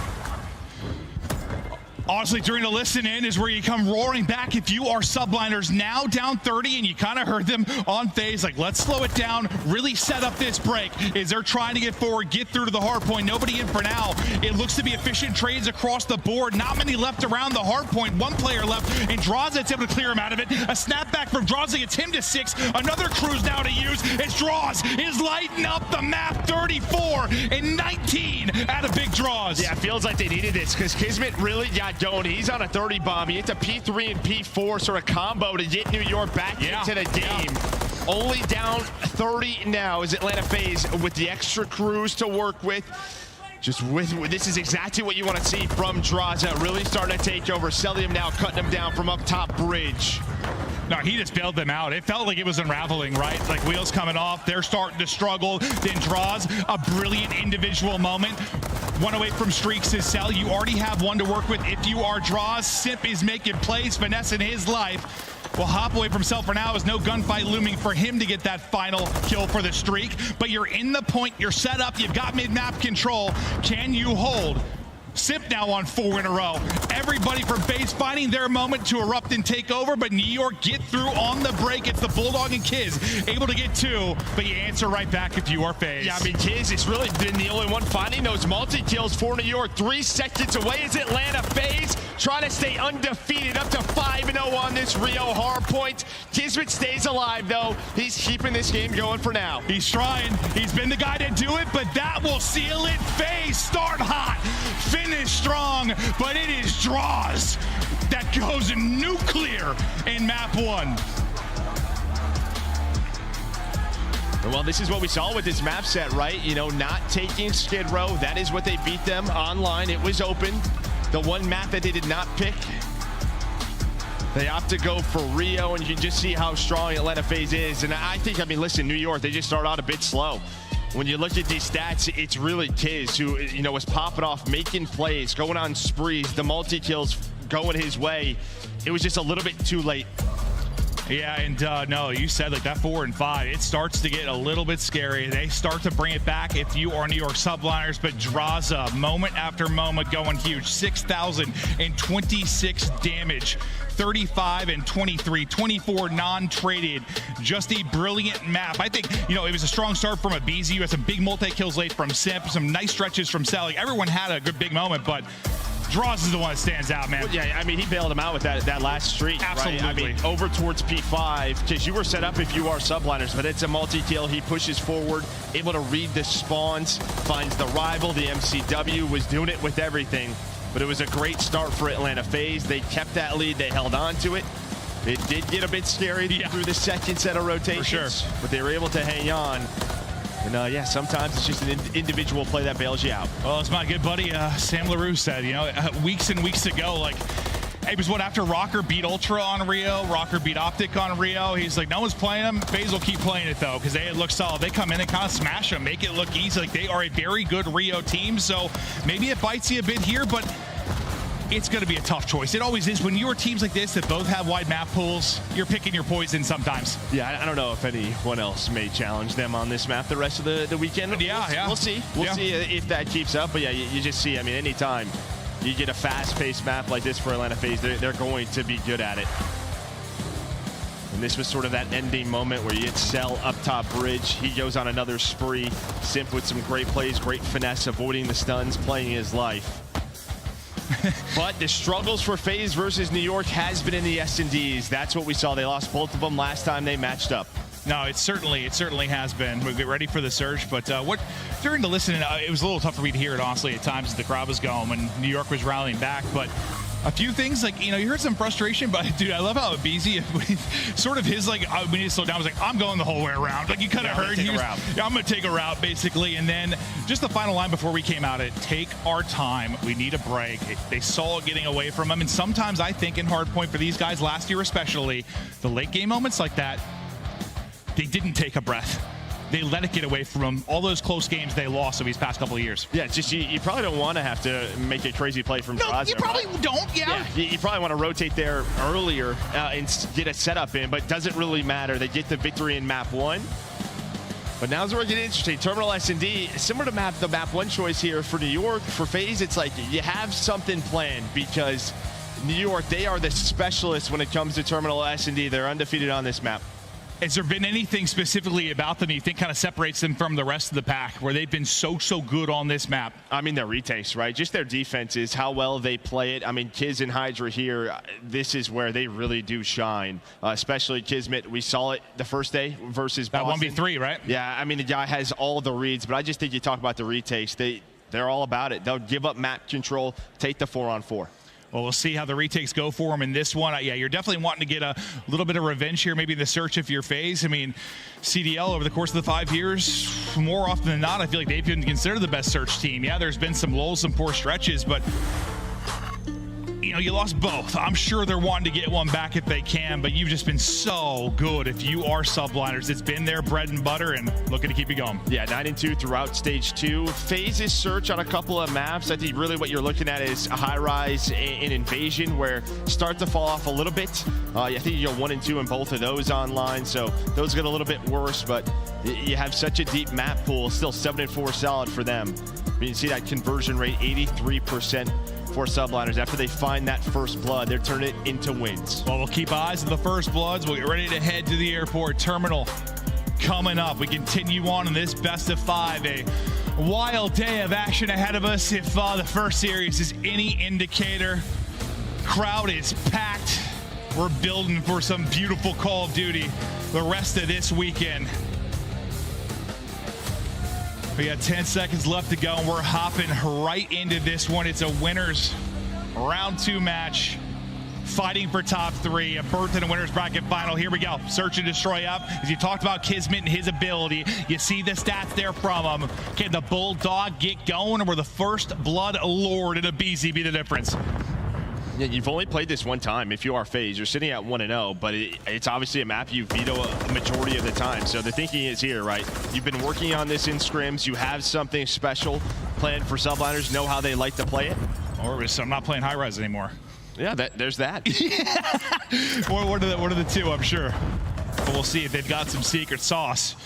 It's Kismet in a position he can be so lethal, just playing for info, playing his life. There's the information. Now you have to make the adjustment and react if you are subliners. Number 7, deep security has to be Simp that's going to deal with the 2 that are trying to push through, but they're trying to double team him. Kismet dealing with the other 3 members of FaZe. So kind of a 2-on-1 on one side and the 3-on-2 here towards the side. Simp damaged in, is trying to finish it, but you buy enough time staying alive, then it leads to a kill. aBeZy just laying on his belly. Yeah, I mean, that's just it. You buy enough time, and then Simp, he's able to find the players on the flank, and there we go. Kind of waiting for it, but I just think you're hoping, if you're Simp, you know as soon as you start shooting, you got to get out. Give your team the life advantage. Instead, it takes so long, that gunfight, to find where aBeZy was, to hit the wall bang where there's an easy trade. It just looked like awkward from his POV, where it's like, I don't want to be here anymore, but I got to finish it. Well, it's just one of those situations where you're ready for the next kind of movement, right? You know you're trying to get out. Yep. Just thinking a step ahead, and that costs him. It certainly ends up costing him. Cell, nice run out of him with 2. Great job from Simp kind of staying alive when he was about to get 2-on-1 too. The security push through. Watching the B side defense for now. 2-2 split and set up for FaZe, and spreading out right now as subliners for information or a pick, and the pick comes through. It's Simp able to drop 1. Yeah, a bit of an off angle there. We've seen them use that spot. Hydra likes to use it, you know, watching the flank, waiting for the pinch, but it turns into a first blood. Cell trying to even things up. But Sib is ready for it, ready for the next gunfight. Maybe behind that with how weak he is, but he's ready for both. Sib doing such a good job while that's going on. They're gonna get active play side because they have info. They know there's just one player on the opposite side of the map, going to be Drazah for now. Drazah lurking underneath for now, but everybody here, he's got 3 players this side to deal with. Backing up to get to the action will be Sib. Drazah's starting to get planted. Draz gets in. He's finally able to pounce, and being the low man here, he's being massive. He's able to get 2. It's looking like Respawn all of a sudden as he's making the plays, but suddenly it is Cell. Last alive. 20 to go. But you got to get this bomb planted, and Cell's going to spot. Get the rips in, but can't finish it. So it looks like this plant's going to be going through. He just doesn't know where the other player is. Now he does. Yeah, now he does. Now he's for the challenge. Tries to use the movement to pop up, but Sib goes massive in this round to tie us up. I mean, Drazah brings it back for FaZe, but the numbers were there. Yeah, I mean, Sib's first blood, and then Cell was shouting him. Like, he kept just trying to push him back. And like, Sib's like, I'll give up 5 feet. I'll give up 5 feet. Once Simp kind of laid him out, just using the environment, is prone at the table. Cell's thinking maybe he's running away, he's going to catch him. Great job from Sib. First blood and playing his life immaculately. Yeah, it really was just all Sib in that one. He finds 3 in the round and that first blood. FaZe, I mean, they almost had the time. I think it was Hydra who was mid-haul. He wasn't watching the jet bridge, and that just allowed Drazah to sneak on up, but they dealt with the damage. And this is kind of what I was talking about. They will just give up this beat bomb. Normally that doesn't happen though. Simp with the first blood. So now with bomb planted, it's not going to be equal numbers. A chance here for FaZe. And that should be a kill here for aBeZy. Yeah, you get the information the second he shoots. You're lurking on the other side of the AC. You have massive numbers here, and they keep increasing. Is a big round and answer now from Simp. Oh my! It's 3 for him as he's shooting nukes. Quick answer to the massive round from Simp. I mean, how many times have we watched subliners on this map, and you look at the top 3, who's the first man putting shots on the player's top SCs? It's normally Sib, right? Up top AC, putting shots in, maybe finding a pick. Instead, right off the break, Simp able to find the first blood. Saw Skies just trying to catch one, does not happen. So it's Simp on one side, Sib on the other with 4. And Hydra human so far in this one. The map went a little slow to get going. 0-3 here, but at any moment, like a lightning strike, he can erupt and take over. We'll see when that moment may come. One of the best at lurking on this map, the plays through book he's capable of. But it's offense. And it's aggression right now from subliners. Simp on 3 in a row. He is holding. They're trying to shoulder it. I thought maybe he had a freebie at first. The wall bang. Wall bangs in, do 41 damage. Nade comes through. Can he take out 1? He's at least able to do that. Drazah from the back gets 1 as 2. So you gets 1 2. So you go 2 for 1 if you're Atlanta FaZe. You take that all day. Yeah, but again, Simp finds another pick. You know, he's just lurking burger. So he turns this into a 2-on-2. Once again, such a huge play. aBeZy though this time. He's just playing his life with the MCW. Back and forth we go. We aren't snaking, but we're definitely popping up and down as these players are going to reposition. You can dance, Joe. You just can't dance too much. Sib 1v2. 35 to go and working his way up. It'll be Draws and Abizi trying to bring this back. Can you get out after the plant? Quick answer is no. Draws there. And another round to Atlanta FaZe. Yeah, just those first bloods. I mean, the fact that Simp's able to find one, he gets wallbanged, he gets stunned, but he just holds his ground. Has Draws looking over him. I thought for sure maybe they catch him repositioning, but does not happen. Yeah, after he got hit for what, 40, 50 damage after the shoulders and the wall bang, the stun hits, like, I'm thinking he's probably not getting one. I'm hoping you get one or two if you're Draws, but yeah, the fact he's able to get a kill, huge in that scenario. Not fun, the gunfights when you're stunned. But 3-1 edge now. 5-1 for Draws. Great series from him so far after the massive map 1. Yeah, it's been the first bloods here for FaZe on offense. Leading the way. They're going to go right back up to B. This could be a very quick round. It's a 3-man stack for now for New York. Trophy gone. Zib climbing the ladder. Abizi finds the first shots. Now starts all the trades. And as you said, that trophy is gone. Another one takes its place. And well, Draza in the position, finessing, and there buys enough time. Celian looking over him. Always one more player here for FaZe. They trade efficiently. You're into the 2v1 now on Kiz. A spectacular 1v3 on this map yesterday. Really turned the tides. And we thought, on Thursday when we thought they would be in trouble. Do you have another one here? He does not. Cut down on the cross. FaZe starting to roll in this map too. Yeah, and they play that pretty, obviously you're very separate if you are Cell and Simp, but Cell doesn't overcommit. He repositions all the way back. Burger just kind of waiting for where Kismet wants to go. But Simp able to find him. This is the same hole you saw yourself in, 1-4 against Boston. A little bit of a different team in talent and search and destroy when you talk about Atlanta FaZe, but you're very familiar with comebacks in this scenario. As much as 48 hours ago, can you do it again? Can you turn it on? The belief system's got to be there, but honestly, there's just no life out of anybody but Sib right now, really. Everyone's struggling. You need a round, you need one now. You got to get it done on offense.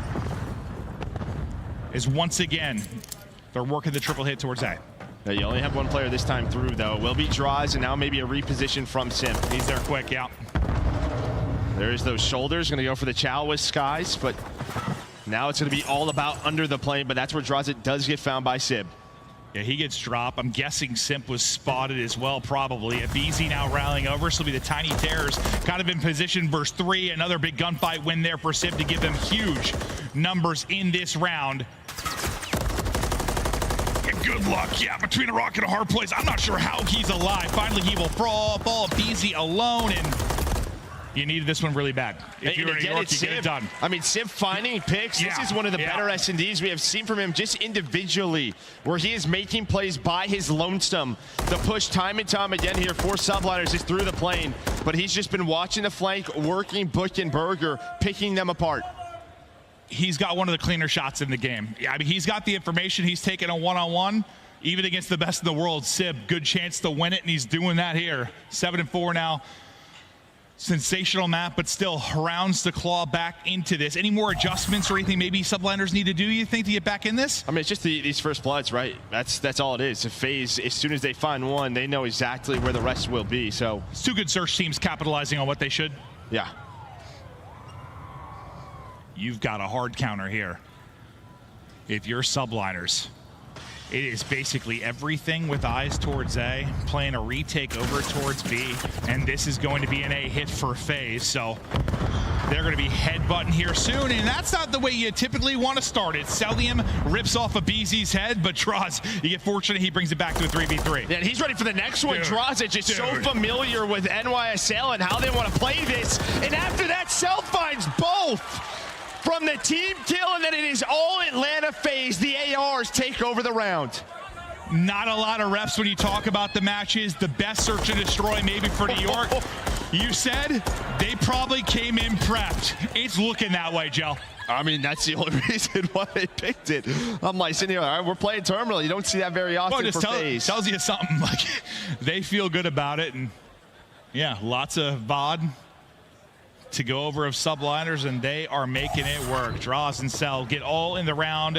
One more round. Match point here for Atlanta FaZe.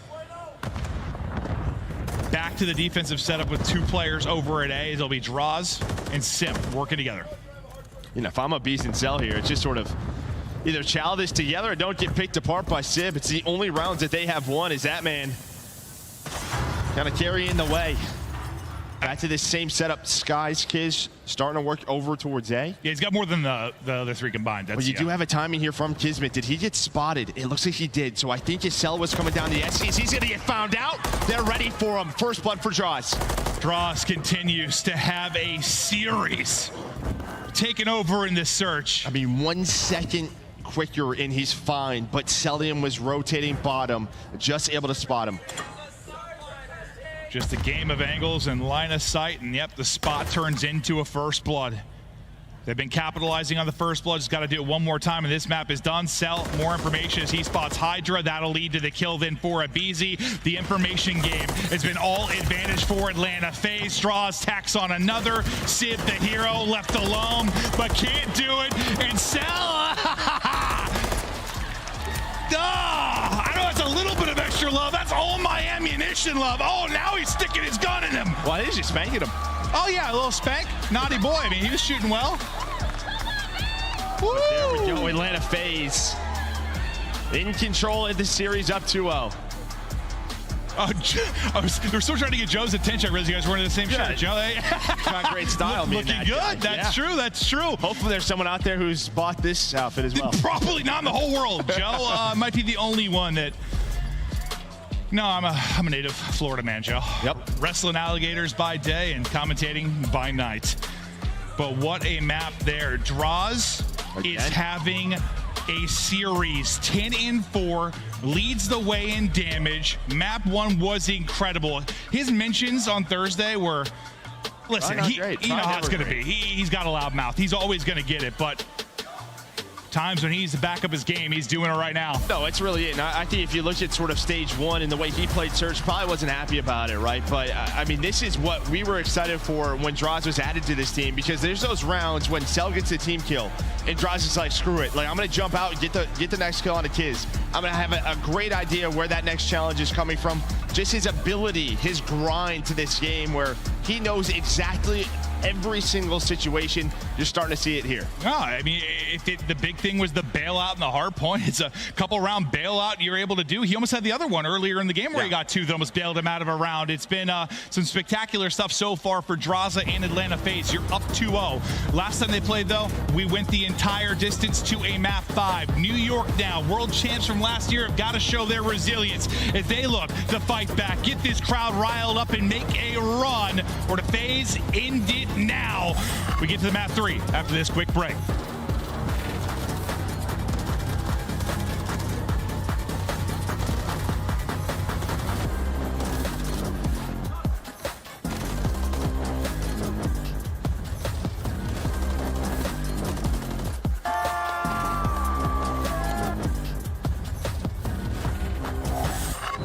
Upgrade your game with a Scuff. Save $30 on the official CDL collection at scuff.co/CDL. Get better with a Scuff, the first performance gaming controller. Visit scuff.co/CDL to change your game. The Call of Duty League is brought to you by Monster Energy, the official energy drink of the CDL.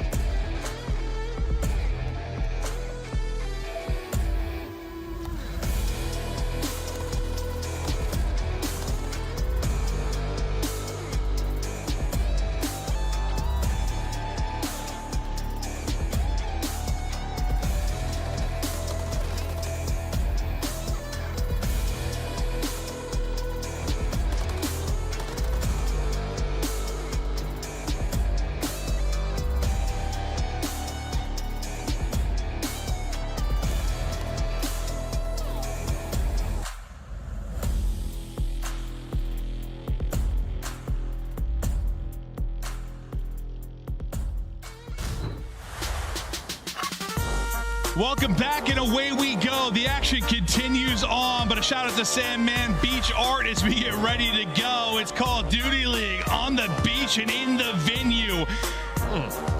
That's dope. I mean, yeah. Just imagine me behind that young drip god that I am. Yeah, something like that. I mean, I can't draw probably our logo on a piece of paper. No. Ever since computers came to existence, my handwriting is atrocious. Yeah. Joe, I can't do much of anything with my hands. But now we get ready for the map 3. So talk to me about this. Listen, you have 2 very good control teams with very few losses. What are we looking at? Yeah, I mean, if you're in New York, obviously you're very comfortable in control. I mean, you look at the last, stage 2. Outside of Karachi, you're undefeated. So we're going to high rise. They've been solid here. On the other side of the map, it's a great map for Atlanta FaZe. Undefeated on the year, sitting at 5-0. But I think if you're New York, you're just trying to get somebody else going outside of Sib and Gisbin from the maps 1 and 2. Can you get a little bit more from that superstar in Hydra? And a lot of times, listen, when this Atlanta FaZe team was at their best and you're winning tournaments is when they were the best control team in the world. And right now you have been lights out in the mode. You've gotten back to where you can play anything. Yeah, your only slip up was versus Thieves the other night. Yeah, but Invasion's the one that sometimes teams want to play because that's the 50-50 one. It is. That's your stinky cheese sometimes will be the Invasion control. But the other 2, they can be lights out. But here we go. See if FaZe can close it out. Or New York, do you muster up something to battle back? Reminder, this is a winner's bracket match, so a loss here is the team still continuing on and fighting throughout today and tomorrow. But God, you'd love that winner's bracket final and a guaranteed top 3 if possible. BZ nearly the recenter, but Sib drops him. Yeah, Cell's having some fun. He's locked in, but his teammates are dropping around him, able to find a second on the Sib, or at least some shots coming on through as he is finessing Gisbin off a spawn. While this has been going on, though, Sib's still shooting. So Cell's had like a thing each year. What last year or the year before, it was no free kills, like no easy kills. Even if it was online scrims, like he never wanted to be the hardest death. Now it's I shoot everybody, I guess. I think he does that a lot more in scrims. Maybe not in the matches that we see, but yeah, that's just Cell. As you've only gotten 1 tick, starting to work the second one. It's only a 1 life disadvantage right now for New York. As the trophy starts to come up now, though, for FaZe. Cell trying to get back and get involved, able to do it, slides on through, takes the gunfight. And as the trophies come online, now you start to be able to focus the objective a little bit cleaner. Cell tries to be that hard kill, but it's clean headshots through for Kismet. BZ, though, sort of the equalizer there. So the fact that he gets 2 after 2 drop, at least you kind of make sure you're not all 4 pinned back and maybe getting held in for a bit. Yeah, that is true. Yeah, he kind of finesses that, right? He gets onto the point and then just kind of finds a timing. His team shots are coming through, so maybe finds a weak player or 2 getting aggressive with the rival. You have 1 player draws on A to pause the clock. That's going to divert some subliners over towards that point. While that's going on, the other 2 players starting to work over towards B. Trying to get it done on offense. Strike early if you can. Players dropping now. 1 person really through on the flank. Hydra at least able to get 1. It's Kiz that's trying to play spoiler. Now the gig is up. His position is known. You're aware of where everybody is, but not the nade soaring through the sky. An instant response though from Draws. An ability to stop the clock and get the extension minute on. As Draws, is he just like the human bailout over the course of this series? Yeah, I'm surprised Skies doesn't challenge him. I thought he was, right? There was just not a lot of time left. Skies decides to just lock down behind the elevator, so they're just going to try to reposition, get map control, and they have it for now. Yeah, it works out. It works out, but yeah. Maybe one of those situations he's worried if I get gunned, Draws has been hot, then like it's an easy transition across and we lose the round. Yeah, it could just be that, but with the life disparity, it is all tied up now as New York have stabilized. We're gonna play a little TDM, I think, for a moment here. 7v7 now, 50 seconds to go. Every gunfight is crucial. Abizi can't finish it. It's a little bit of wiggle. Comes through for the rival. No respawns remaining now. This'll do it. This is where your playmakers need to be, and God, it is awkward. What are the chances to fight low on the catwalk, and it's Kismet that gets the kill. From a 7v7 to a 6v3, it is beautiful from New York in these clutch moments. Draza head clean off. Kiz has only got 4, but there's been some key kills for him, that's for sure. Yeah, just right here, right? When you have 4 lives remaining. Here we go, New York. Kiz finds the opening too, and yeah, I think just around to Get some confidence under your belt, stabilize, calm things down in the comms. But Sib, he continues to shoot the snaps onto FaZe. And that's a read. If aBeZy gets through with Deddy there and is able to pop and maybe make a play, who the hell knows how that goes. But Kiz with the play and the instincts. Yeah, you keep it messy if you are FaZe. Simp Kiz not with the best rounds, but we know High-Rise can be a bit of a blender. Everybody else pretty even. They start offense first and can't capitalize, but they push them. They get some done on the objective. Now Subliners, what are you capable of? Kiz with some plays late, looking to make some plays early. He's been pushed up to the base. The timing not going to work out, though, as he's caught sprinting, and Draws puts him down. Everybody drops it. Now this is where the trap might be on. You try to get the position for FaZe. How long can you hold him in? A tough gunfight win for Cell. Simp there with the help, and this might get ugly for Subliners quickly. It's not looking good. Yeah, I mean, it just stems from getting Kiz out of your base. I mean, the fact that Draws is able to win that gunfight must have had the intel, but he snaps. And now, as you said, it is Cellium inside the attacking base, trying to find any kills he can. They almost line up. But behind Sib and Hydra should be good enough to at least exit the windows, and it is. But man, the time that is burnt there, under 30 seconds to go, you do not have a tick. You have not had a presence mid-map for so long. Can you just flip this round though? Hydra, Sib, looking to make plays here late. Maybe be a threat on offense. It's been all yellow in the feed since they got out of the base. Draws once again trying to be the bailout, get what kills he can, stay alive as long as he can, trying to finesse but not able to do it. No First trophy. tick is done. No trophy. Look at this. Yeah, aBeZy gonna hit the frag. You saw all the stuns connect. Hydra trying to find 6 in a row, though. You wanted him to step up in this series. 9-4 the first round, now 5 in a row to get them out of the trap. But he's got to go big. Can he get a cruise? Maybe to help them work with it, and he does. 1 tick complete over towards B. Finds another headshot, 2 ticks in. Skies with the third, but aBeZy from up top cannot find all 3. Might have been snoozing early, yeah, if you're Hydra the first 2 maps, but he just goes volcanic. Now Kiz trying to be the late man hero again, just 6 in the game, but some clutch kills. There's another one. Contest is in. Trade is through. It's a flurry. It's a bloodbath on the point, but as the final kill for Sip and Cell come in, it's a defensive hold and a tick advantage now for FaZe. Did they get anything on? No, nothing. Okay, yeah. I didn't think so the first time through, but. Well, yeah, just sort of this back and forth battle. FaZe do a great job getting them in the trap, but then Hydra able to fight on through. We're going to watch the replay of aBeZy's nade. But you called it great with the no trophy. Yeah, I mean, you just saw from up top. Yeah. I mean, all the stuns were connecting on the point of view of Skies and Kiz. You see the stuns hit. Well, 3 just right in the face, and then the nades stack it on top of them. Yeah, whoever else hit one with him, that's what set up the double there. So great teamwork, fantastic use of utility there out of Atlanta FaZe. The patience and retake, beautiful. But who can get going maybe on offense? We know who's heated up for New York. It's Hydra, and that is scary, because if you're going to bring this back and you're going to win this series, that is when your super mega stars go wild. Yeah, so he's going to have the cruise 4 in a row for Cell. See if he can find one of his own, but Kismet inside the elevator. Listen to some music, just hanging out, but that is going to be 3 dead. Cell, the last player alive. Kiz battling back, explosions around him. Nice job taking out Draza, and a threat once again as he's able to get the base. So you see the arrows kind of turn as they've got to worry about him, but from top heli, it's Simp. He then finesses his Sib, tries to push him, so great job there, Sib. Some clean shots.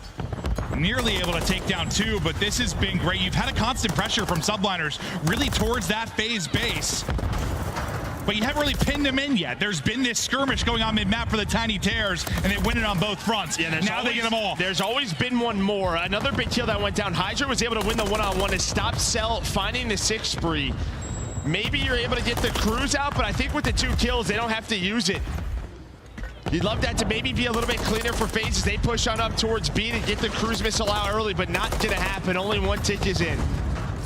And time is dwindling. The constant pressure for Subliners paying off so far. 20 seconds to go. Lives basically even. Just one tick of progress, and you're going to send it all towards A. Spawn comes out that side, they're flying forward. We'll see how it plays out. Skies, the point man. Skies, the damage dealer. As he's able to take on two, that might seal it. Kismet drops from up top. The last guy is Cell. He gets laid out, and they got him on clamps as they get their second round. Beautiful hold. I thought, like, I didn't think it was going to work out at first because they kept having like somebody get forward, but not when it was like a, you know, kind of a clean spawn killing situation. There was always still somebody up for phase towards mid, but like you never really got to a good 4-man push and setup of your phase because of that. They kind of kept staggering it, right? Both teams have done a fantastic job on their defenses, just not really allowing that to happen. And any time it looks like map control is going the offensive way, they all bounce back. They deal with the player in the spawn, trying to find kills. This is just two of the best teams in the world going at it. It absolutely is. We've got a top-heavy league with the big four. And anybody's guess who's going to win this one. A multi-kill again for Droz, as he's become a little more human over the course of this map 3 after taking over in the first 2. As Hydra has done the opposite. He has gotten hot, but it's Skies now that is hunting, and a weak Simp will end up falling. Droz's nade is through there for the instant trade, but nothing too much opening on the objective yet. You have to deal with Hydra still in the base, and the reaction doesn't come in quickly as Cell's focused on something else. Now you open this wide open if you're subliners. Hydra's got to drop before you can do anything. Yeah, this is what teams throughout this map have done so well, dealing with finding that one player. They're able to find kids earlier in the round in that spot. Here it all comes now again. The trophy's starting to hit. Only one trophy down. So one tick is through. You are tied in the lives, though. And they're going to use this. Okay. Streak going to come in. Let's see maybe what this opens up for him. It's going to take out one. At the same time, Sky's a kill, but he drops right after.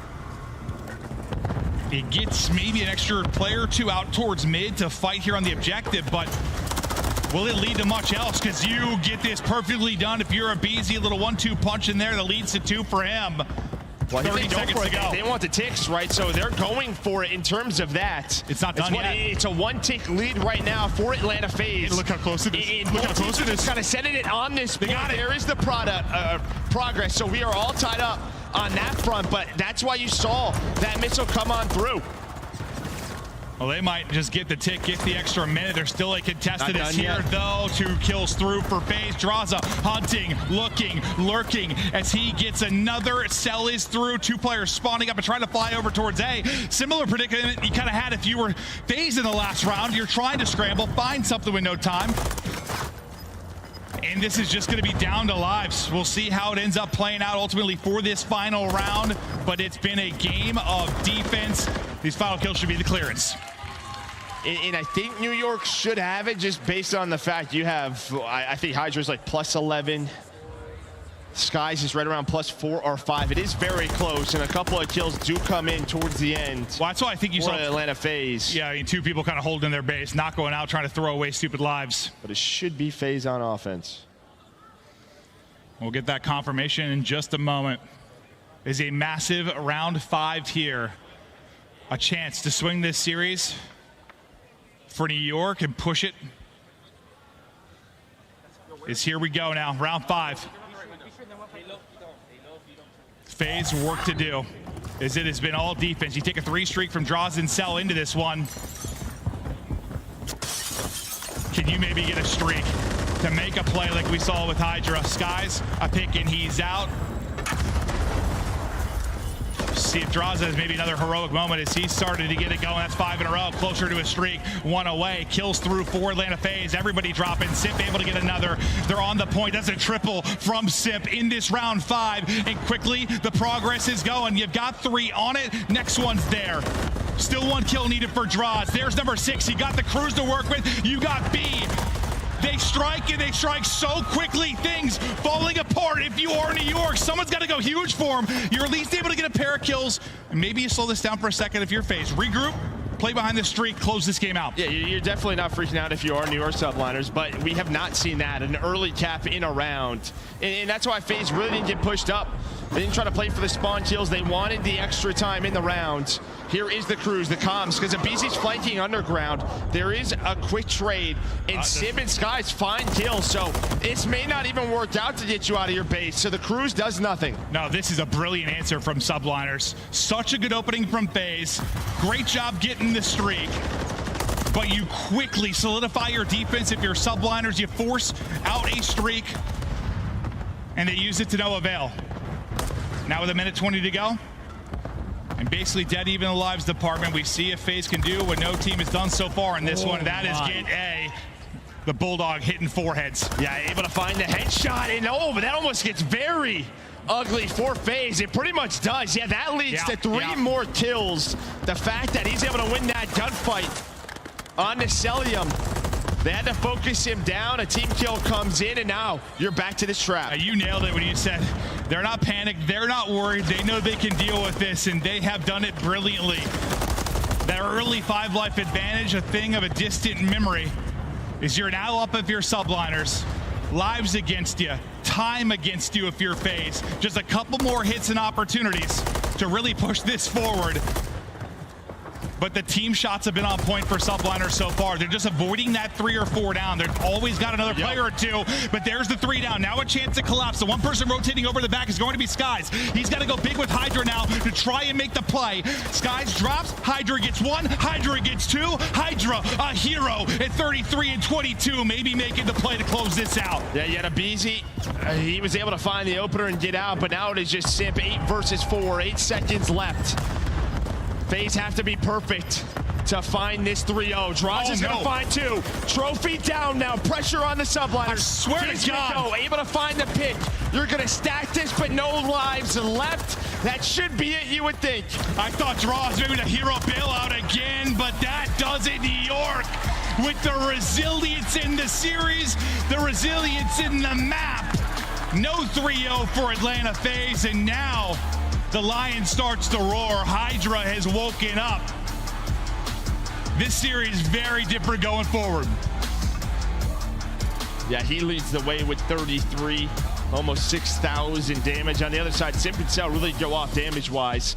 But it's just a case of the defense, right? They use the Cruz New York to, get defense round number 5. But both teams, very impressive stuff. Every single time there was an opportunity, they use their nades, stuns, get those trophies off of B. Didn't allow many takes over towards A. Yeah, and like with the damage numbers where they were, it just, I don't know if they traded more efficiently is the way to put it, but like, just seems like the team shots and comms were a little ahead at times for New York. Like, it was like, I don't know, a multi-kill or an individual play sometimes for FaZe that like got them in a good spot.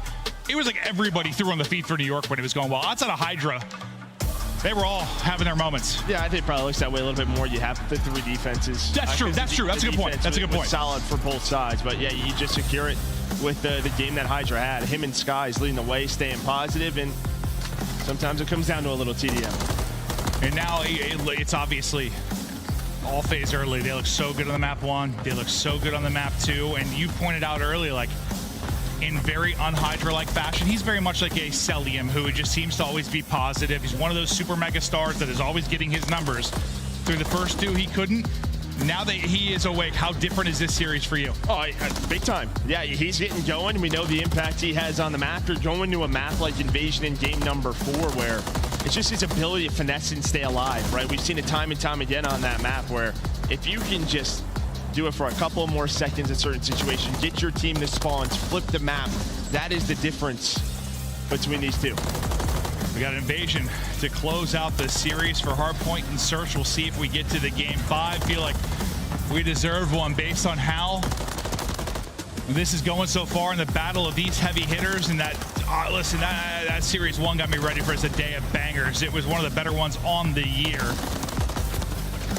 And potential now for it here. Because what? I think in the last time they played, it was a 2-1 advantage for FaZe. Like, they were up in the series, they were looking good. You thought they had the victory, and then you pull it, you steal it if you are New York, and same spot. Well, I mean, you weren't in an 0-2 hole last time, but like still, you're in the 2-1 hole, you brought it back. Yeah, I mean, they're used to this. It's a world championship team. So they know. They just had to get a map on the board, and now the pressure is on for FaZe to try to close this out. Or are we going to an Invasion S&D? But we're headed to Invasion Hardpoint, a solid map for both of these squads. So we'll see what happens. Yeah, we keep it going now in this best of 5, but New York, Hydra, how big of a piece is that going to be with how well he started to play? Some of the crucial multi-kills. Felt like it was all kind of Simp and Abizi and that kind of frontman push that was dominating early on, but now that he's getting it going, we'll see if he sparks some life into this New York team. Listen, most of the maps and modes are pretty solid when you're talking about top 4 teams. There's not a ton of weaknesses or you wouldn't be a top 4 team, but just stats aside, is there anything, maybe a big advantage for either team we talked to about Invasion? Well, I think, honestly, just due to the rotation, that the fact that New York Subliners are #1 in the league, that is going to help them, right? When you're talking about these P2, P3s, combos where you're really finding all the time on the map, that is going to help. And then FaZe, we saw them on this map versus Boston, and it got very messy, or versus LA Thieves, it got very messy in that. So it's a hard point in which you played on LAN. Maybe you go back, fix those mistakes, make it better for yourself. But New York, this is a chance to tie it up. Yeah, it was, I mean, that's just the nature of Invasion sometimes. It's very gritty, scrappy, messy. That just is kind of how it plays out sometimes based on the change to the hard point and how you have to focus on map control more than the objective at times. But, like, you would think a team like FaZe would be good in those moments, but they get outplayed by Thieves. The Invasion doesn't look great in the control either in that series. The respawns there just have been kind of lackluster, at least as of late. But as you said, you talk through the coaching staff, you know where your weaknesses are, you try to improve it. But the story for now is whether or not New York can bounce back, win 2 straight maps, get us to a Game 5, maybe make this an all-time series. Step by step, they try to fight back. You see the stats there for Invasion Hardpoint for both teams, but here we go into it for the map 4. Subliners desperately fighting for a map 5. As Kismet had some ludicrous gunfight victories in that one as well. I mean, Hydra stepped up, but yeah, Kiz had his moments too, and those are the 2 they really get behind when they're winning. They sure do. As the battle's going down here on this first hill. Both teams vying for control, really, of that B Street. Skies with the pistol, Sib with the pistol, getting on the hill, off the hill, just finessing. As the nades and the sun start to hit. What's the most important, maybe early moment on this hard point? Like where do you really got to lock it in and start to make the plays here? Well, I think obviously you want these P2 early spawns, but can you flip them if you're the either team? Is Hydra gonna find Abizi? He's on 4 in a row, up to 5 in 1, but finding the spawns as P3 is about to spawn, or about to pop. It's up now. You've got the spawns, so see if you can maybe push through for the flip if you are Subliners. But yeah, Hydra, you don't want him to keep this hot streak going. 5 in a row, maybe looking for a streak, trying to finesse, now in trouble, just trying to play his life till the help gets here. He will drop before the cruise is able to be earned. And this is one of those situations so often where you can't really get into the hard point just based on how open they can be. You're just fighting all around it and trying to find these safe moments to get in, and usually it's because of something like that. You get 2 headshots if you're Cell.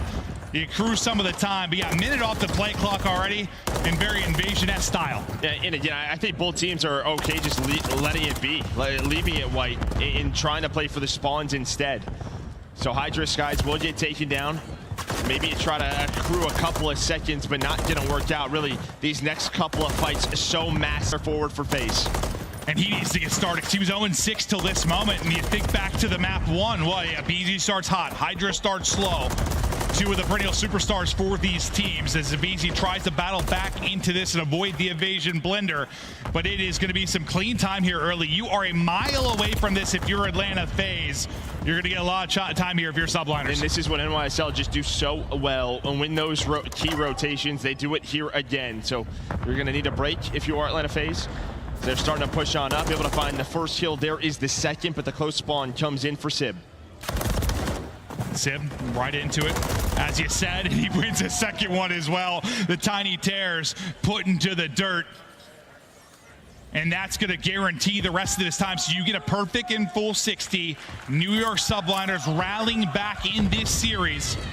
It's early, but it's starting to be a nice advantage so far. Now we get ready for the next hard point to go. Battling through, pushing through, Sip and Cell, finding some key ones. Their moment now to strike. Yeah, are they going to know, though, that a couple of players spawn up still gas? One player flips out in Kiz before P4 pops. So you do get the map flip if you are FaZe and Abizi. Couple of multi-kills now as he gets going. So now if you're New York, you know, all right, they're going to try to just really play for P5. This is where spawns get weird, right? Like this transition where you're all fighting for the same spot, and Sim spawns like right between kind of two players. And the awareness to turn though and get the kill, and then to get out of harm's way as he scrambles away. But holding it from the Palace side, still subliners for now. Yeah, but they're just going to take the points. You get Hydra towards the mid tank, finessing. He's at 14. Some key time, and yeah, he's at 15, almost 16. But that will be 3 dead with 20 seconds to go. Skies now able to prone behind the car. If the stun doesn't connect, maybe snaps to the second. Skies like, bro, I got 4. It's just been Hydra just dominating. You've got 27 seconds throughout the course of this entire thing if you're FaZe. 2 minutes off the play clock.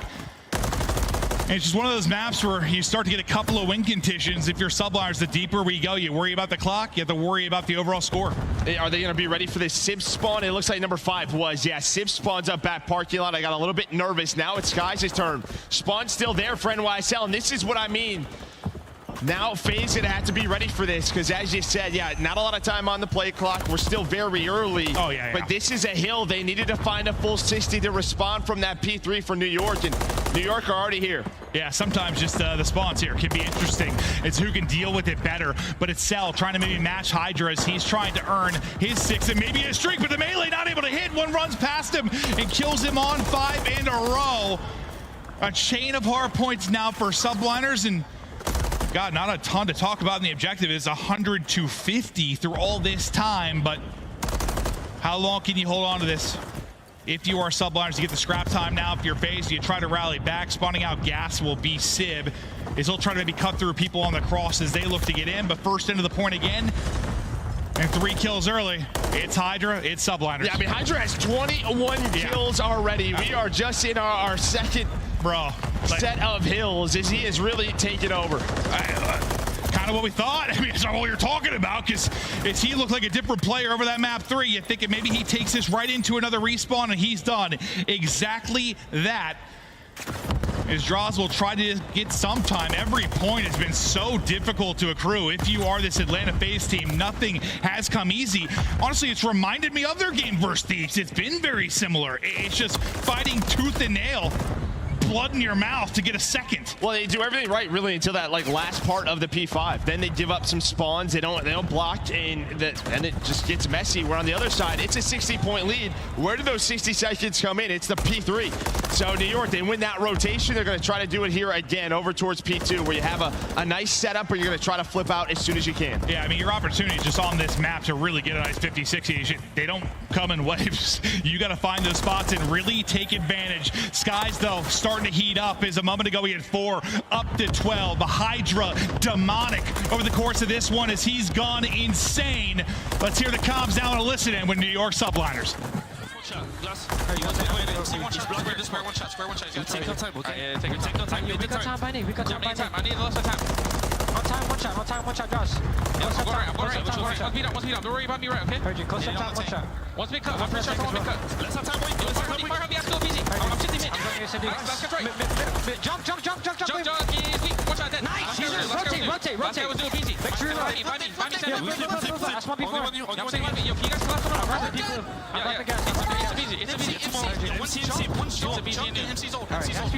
Has to be mannequin or gas. They're gonna hit through the right here. I don't see him laundry. Has to be paint or some shit. I'm in new. Yes, we are strong. I'll play for River. I'm playing gas. Wait for gas. Listen. Good Caesar, watch your times. I have your front, okay? I have your back. I spawned out. I'm throwing your gas. Once gas. He flanked me gas, bro. Back gas in one bar. He's fast. Get back gas in bar. Draws on point. I'm playing on gas. Draws got me. River tank. River on point. Take yourself on the break. MC was chairs. MC's chairs on me. One gas. One gas. I'm easy. I'm easy. ACD one bar. One bar. Caesar. He's gonna be one shot. Yo, 2 bar now. Beat up right now. One time, mannequin in. One time. Yo, one shot. Go. Get right. We should get right. Push CD. Yeah. Nice. I'm gonna get deeper out. Take our time. Get to Dante here. I don't see the mid. They're going through white. Jump first side. On time now. One more. Right side of the door. Right side of the corner. Different DVD. He's in red. You had a chance to run away with that if you were subliners. You flip out FaZe to Palisade again with a P3 popping, but after that, what happens, Joe? I mean, it's aBeZy, right? We heard in the listening, he stays alive. They were combing it well, but then a couple of players layered up the map as Sib finding some spawn kills here, just playing his life. So FaZe, they stay alive in this game, because if that's cleaner for subliners, the game probably put away, but they still have a 60-point lead. It's been 60 since the dawn of time. It feels like you cannot overcome this if you are Atlanta FaZe, and they are starting to light it up for subliners. The multi-kills coming through, the talent on full display. Sib is beaming. 17-19, sure, but these one-on-ones, he has been frying. And again, aBeZy, the only player who was really pushed on up, but he loses the gunfight on rotation. So 5 seconds left. A chance here towards this P5. You're not going to have the cleanest setup. aBeZy are going to be mid-tank alongside of Simp. But they have the spawns. The trophies are down. They get this 60. The game is done. It just feels like so much of this game has been FaZe spawning Palace and trucking across the map is what it has been. Do they have some sort of insane break here maybe to start to pull back into this? But you now eclipse the 200-point mark with 40 seconds left to go in the hard point. It's all yellow in the feed. They lock it down, shut it down. Hydra trying to flank for the last as they know they're missing one. It's a gas side spawn now for Atlanta FaZe as they take another crack at this with 30 to go. Yeah, they're going to need this time if they want to try to win this map. They do get those back parking lot spawns. So it's just such a team effort now. I mean, you had the 21 through the first set for Hydra. Slows down a bit, but you get everybody else going, especially this man, Skies. He's on another 4 in a row, another spree. Just maintaining this lead. And that's, what happens with top teams like this. When one person slows down, somebody else can step it out. You got superstars, all-stars across the board, and next hard point ready to go. 33 needed for the victory if you are subliners. And with 1:20 on the clock and nearly 100-point advantage, it has become very improbable that FaZe can bring this one back, but who knows? Yeah, we've seen crazy things, but yeah, this would be something unbelievable. And New York know this. They should just try to find a couple of seconds at a time, especially on a hill like P1 and P2. If you're FaZe, how do you do this? You get time here, you control P2, and basically you'd have to win 3 hills in a row. I just don't see it happening. As it is 4 dead for now for FaZe. They're going to spawn it up, try to get right back to it. Yeah, and every time it just feels like maybe FaZe, you get a 3-4 down, you get into the hard point. That next wave of kills, they're just never able to get. It's been an answer early and often from subliners to stop the bleeding. Make sure you can't rally or make a run if you are Atlanta FaZe. 13 to go for the victory now for NYSL. The point man and Kismet has gotten a kill. The next hard point is up at P2, and now you're trying to collapse on this, but you got to go. The pressure is on. You got to send it. aBeZy gets an opener. Cell finds one through on the cut. They've got numbers here. Can you hold and go absolutely wild of your Hydra? You can't. So you get in pretty quickly, but still just 9 for the win. Can you actually find time? Because last time you broke here of your FaZe, you really didn't get any time. And yeah, just sort of the fundamentals. Sib and Kismet get forward. aBeZy leads to the break on the pinch, but they don't play around the hill. They play around connector control. Now you can get on it, get some trophies down. But they know FaZe have to push on forward, kind of baiting them in. It's the wave of kills to get on. The next one they can never find. Drazah with a multi, but it's Skies that's battling on the point, and now we go the distance. Kismet is standing. Skies is on his feet. He's letting FaZe know they're making the run. They got it going in map 3. They bring it early in this game 4. And some of these hills, I think for FaZe on this invasion, the last couple of times we have watched them, they do the right thing 95% of the time. And then as soon as a hill is about to pop, a couple of players die, spawns flip. It is frustrating at times. And that is the difference where in NYSL, they win rotation to something like the P3 and find a full 60. Yeah, and getting, up 100 on that map, you're getting slammed. Like, they were outplayed, but you're right. It was inopportune deaths. Or just over and over again, like they would get like 3 or 4 kills. They would get the break, but that next fight to just get a little map control, feel comfortable getting in the objective, I just feel like FaZe never won. Never. Well, look at this, just the team effort for the subliners. Everybody right around the same damage. Hydra leading the way. He's at 21 non-traded kills. 28. Skies has 29, and now we are headed to a game 5. Well, think about it. When he had like 15, the rest of the team had like 6. He slows down, and yes, everybody else steps it up, but that's what championship contender teams can do. You've got talent across the board. At any moment, somebody can take over, and well, we've seen it now from both teams. So when someone has to step it up, they've been able to do it. We thought this might go 5. It has. Maybe not in the fashion we thought it would, but the fact is we got here. Now we look forward to the invasion.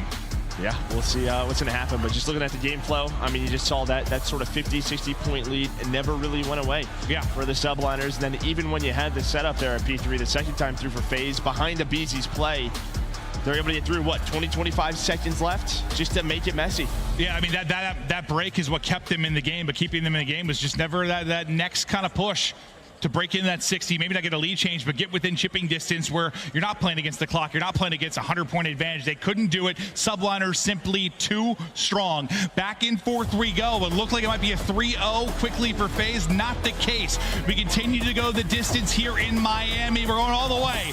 It's a map 5 to decide who's going to get into the top 3, into that winner's bracket final. It's a battle of the juggernauts, the Titans, all the way to this last one. Do not go anywhere. It's Invasion S&D after the break.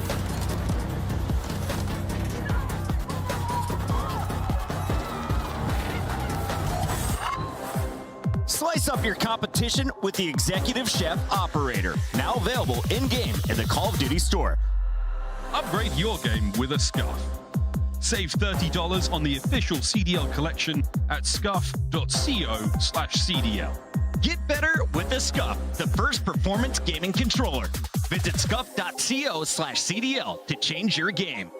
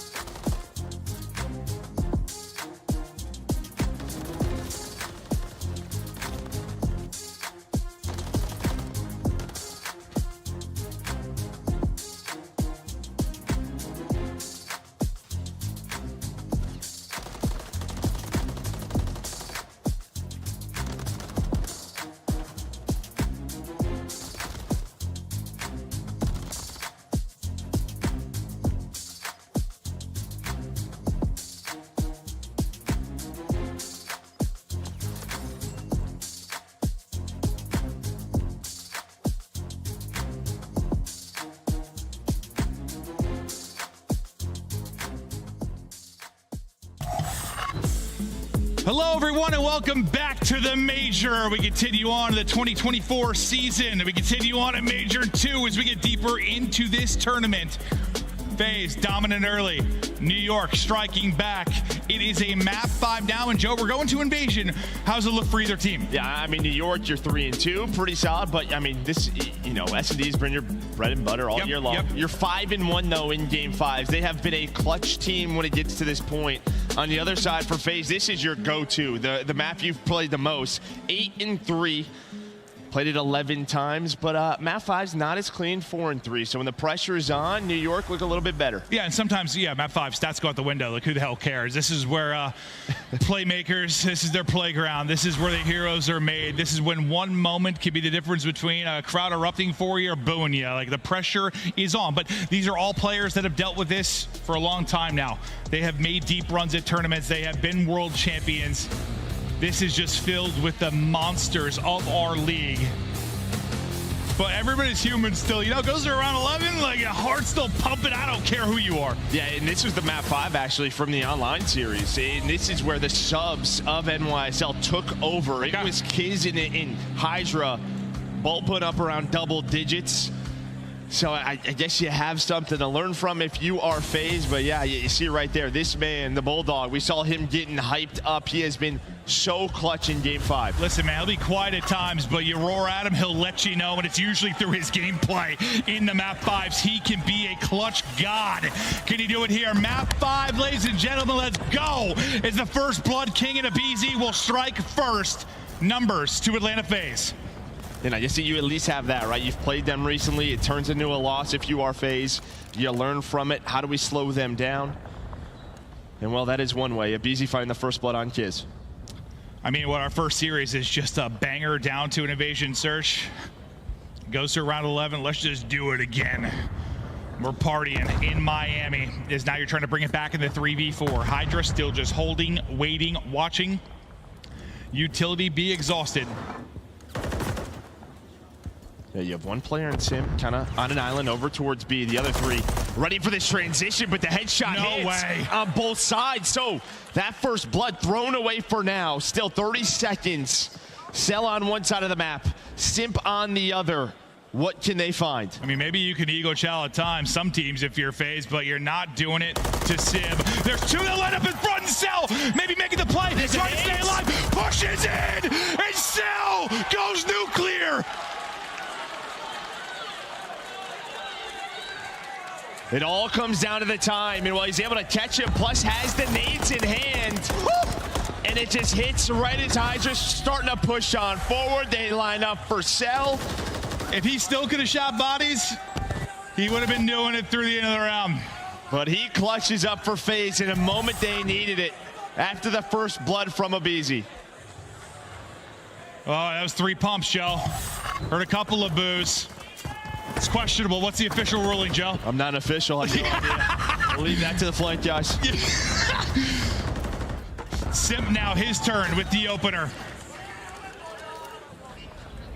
Once again, numbers for FaZe. Maybe the goal here to not stress yourselves out as much. Don't let Sib gun you to sleep.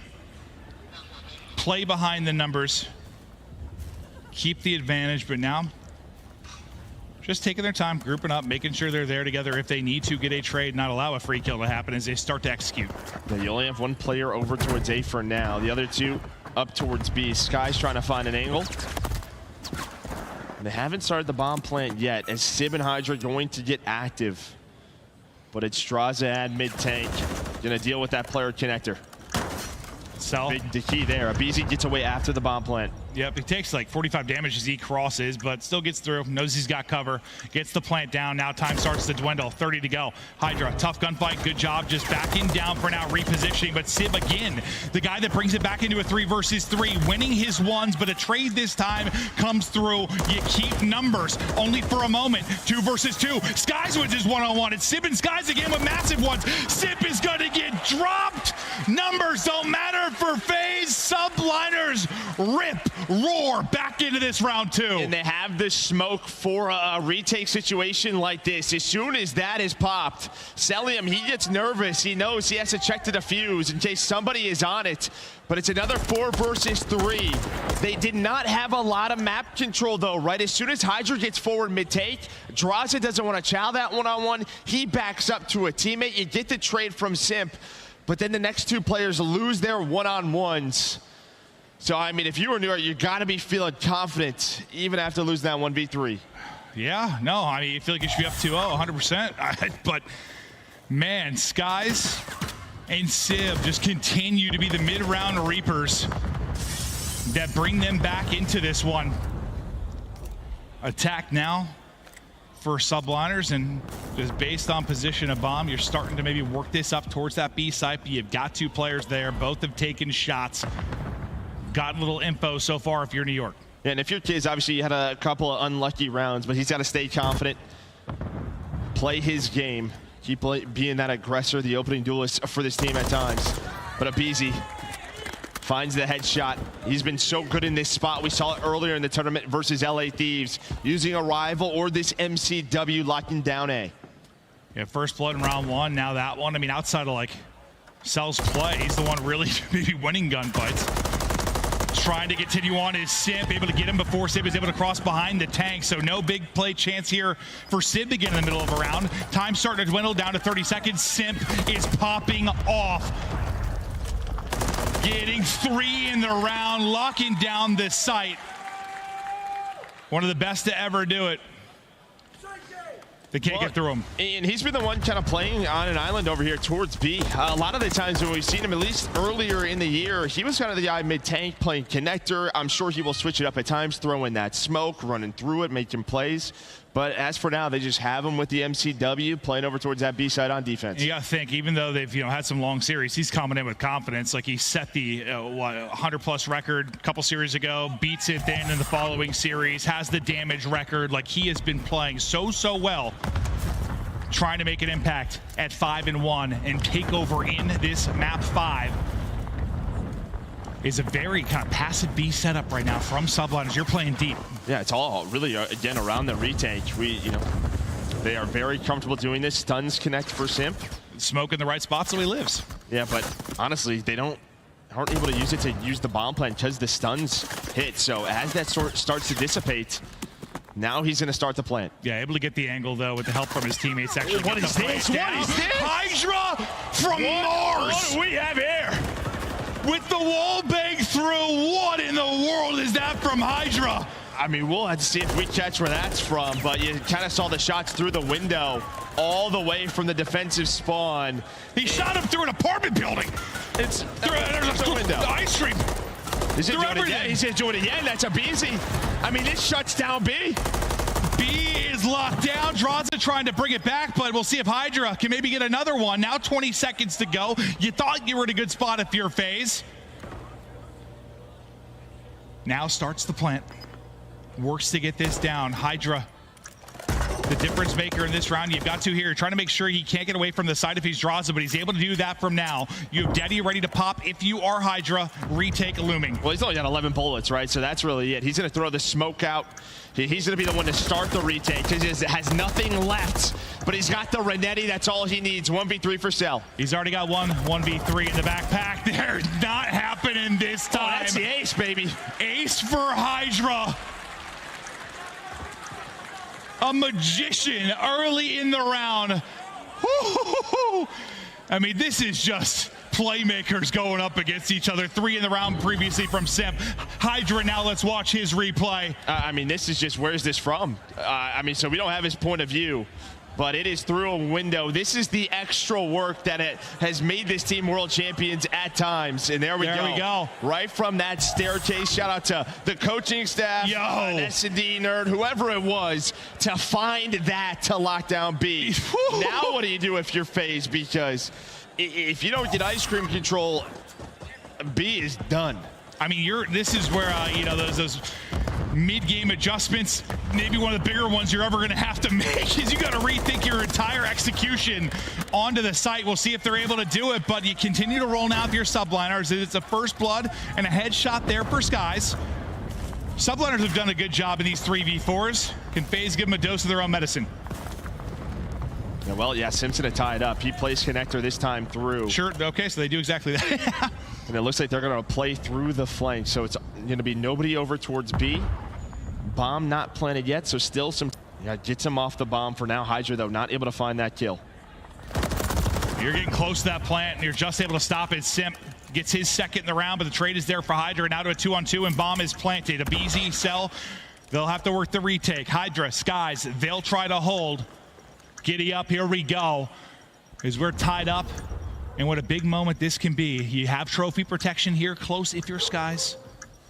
There's just so much to clear, right? They have to layer up the map. This is for 6 in a row. Yeah, trying to find the cruise as well and the lead in the map. Here we go. A nade going to connect. The trophy not going to protect him. And they're able to find Skies. 15 seconds. And BZ with the beamer. The utility used to perfection, taking Hydra out of the play. The team shot to the tractor, and we'll see you later. Hydra in answer.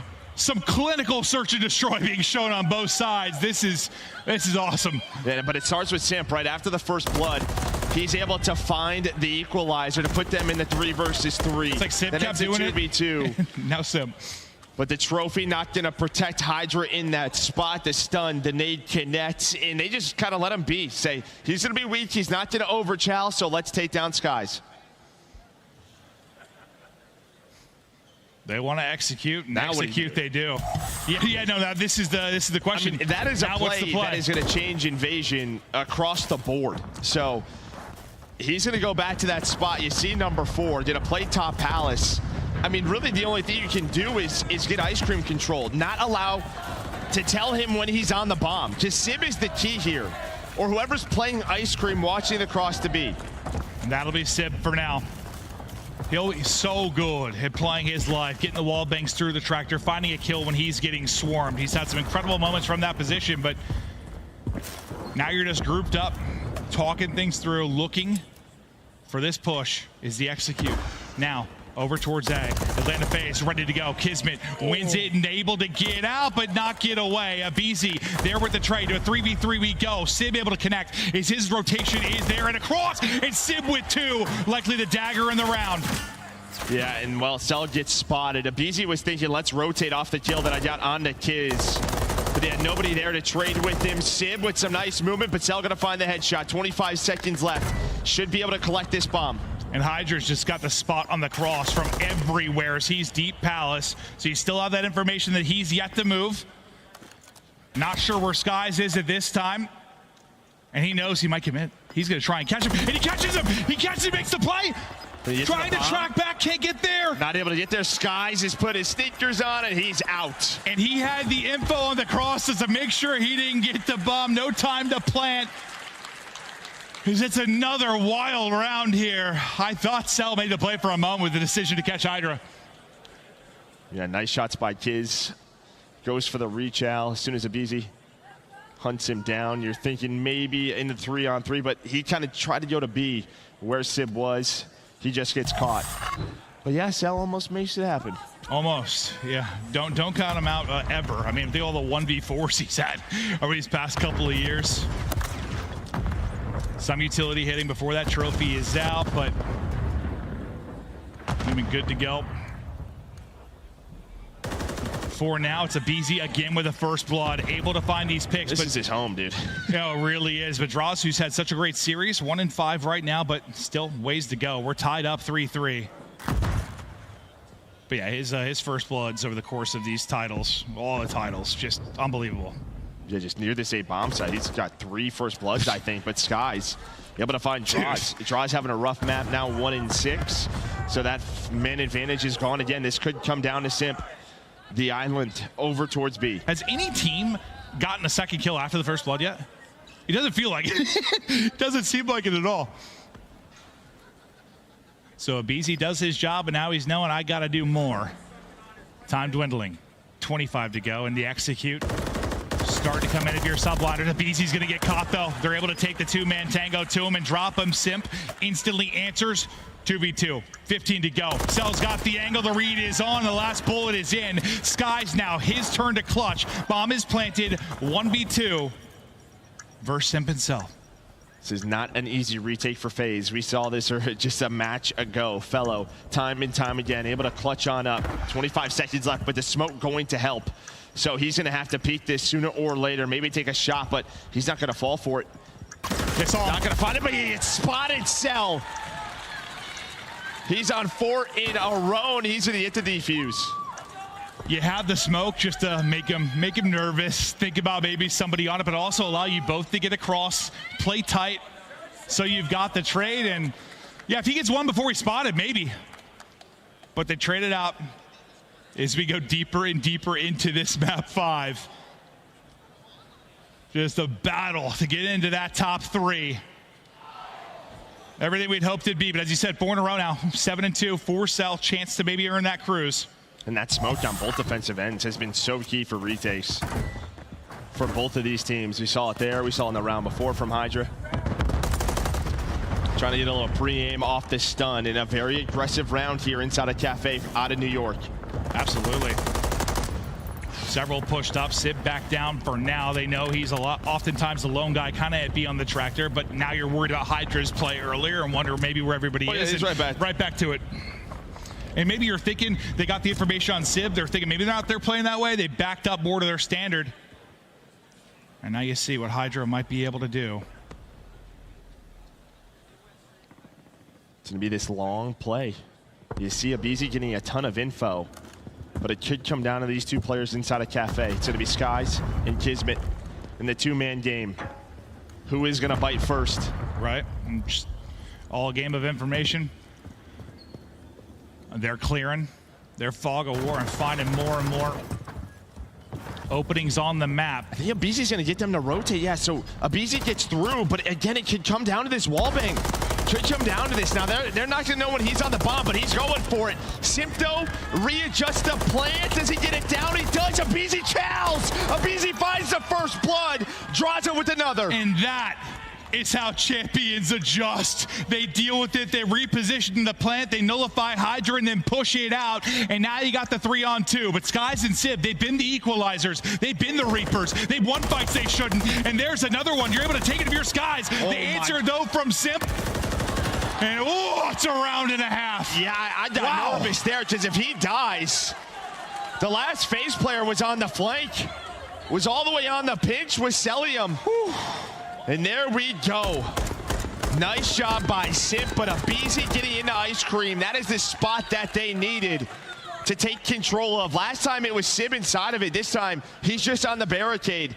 So Hydra, he's got no clue exactly where the plant's coming in from, but they get it down. Hey, you having fun watching 2 spectacular search teams go toe for toe. This is awesome. 5 in a row for Cell. Maybe the ability to earn a cruise that could be the final nail in the coffin. Big gunfights. aBeZy again. He's farming first bloods. It's 4 near this A-bomb site, and a couple of them have been on Kiz. As he is just so comfortable with this MCW, and then they're getting aggressive up the street. Draza, Simp, it's all down to Skies. They push 2 up the street. They haven't got that aggressive before. This time, they catch him off guard. Skies now, 1 versus 3, or it's revenge now for Atlanta FaZe. And another winner's bracket for this trio. Can Skies do it? Time to work with.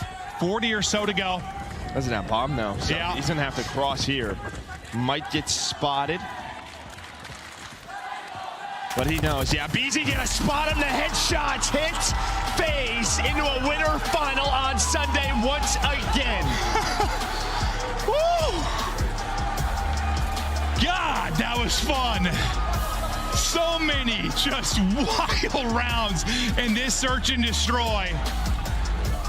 And how'd you win it last time? If you were New York, you won both searches.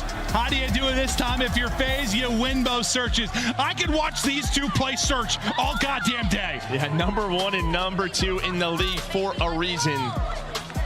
But FaZe get back to the spot that, they're known for, into a top 3 on winners final on Sunday.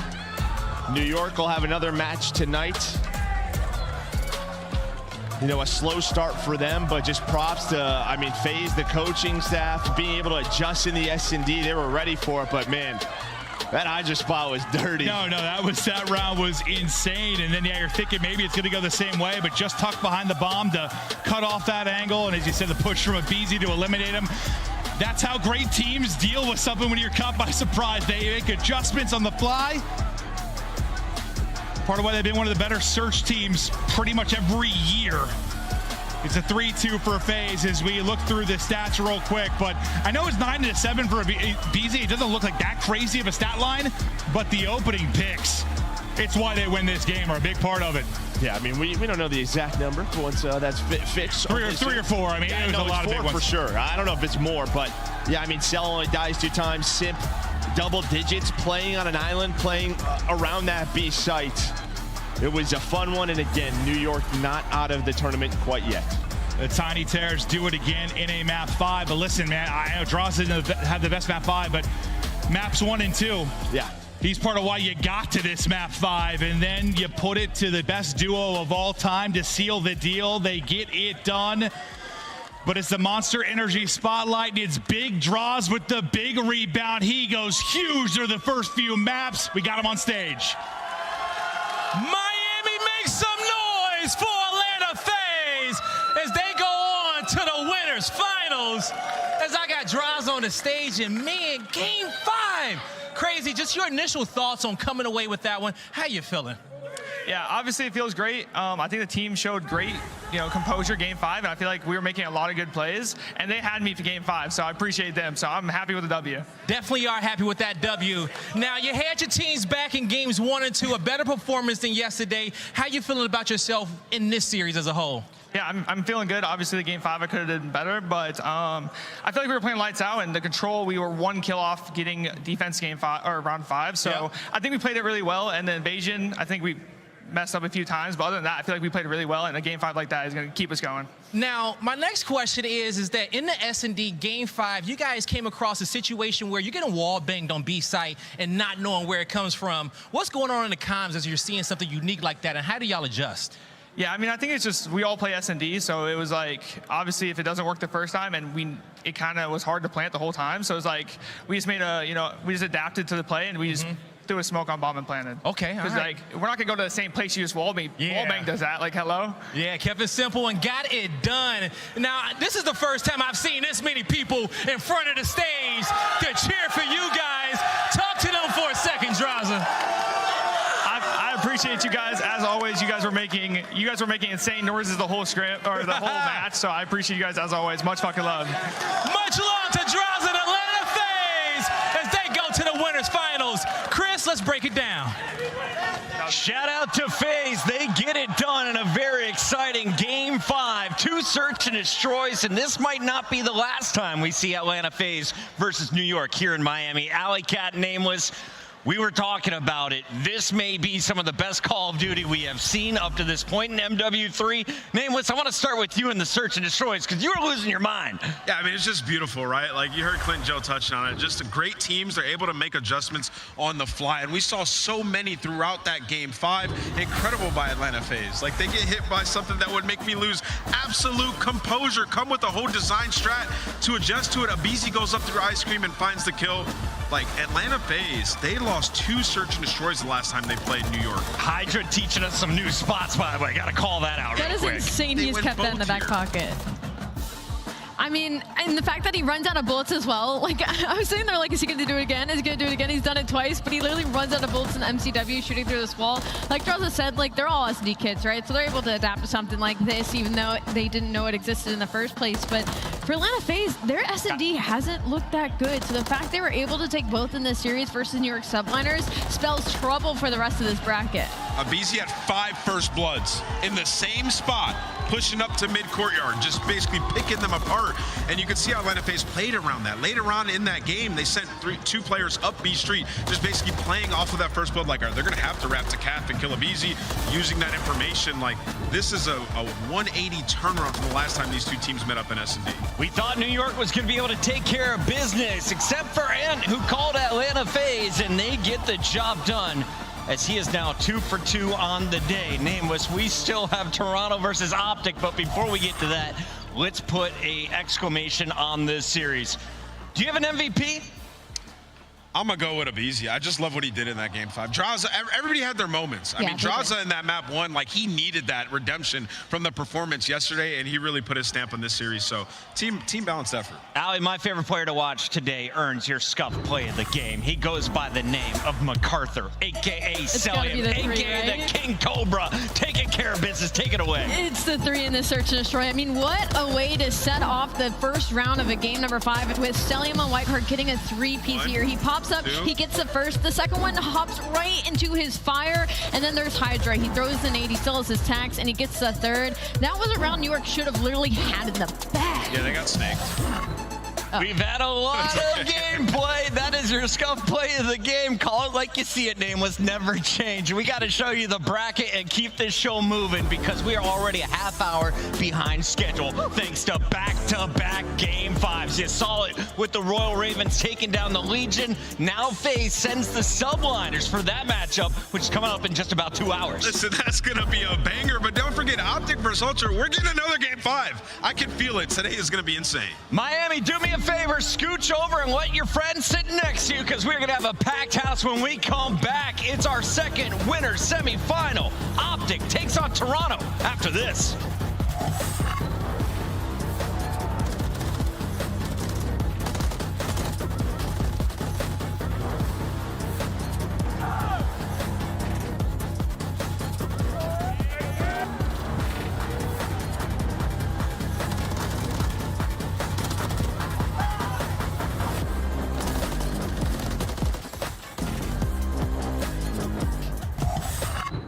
Upgrade your game with a Scuff.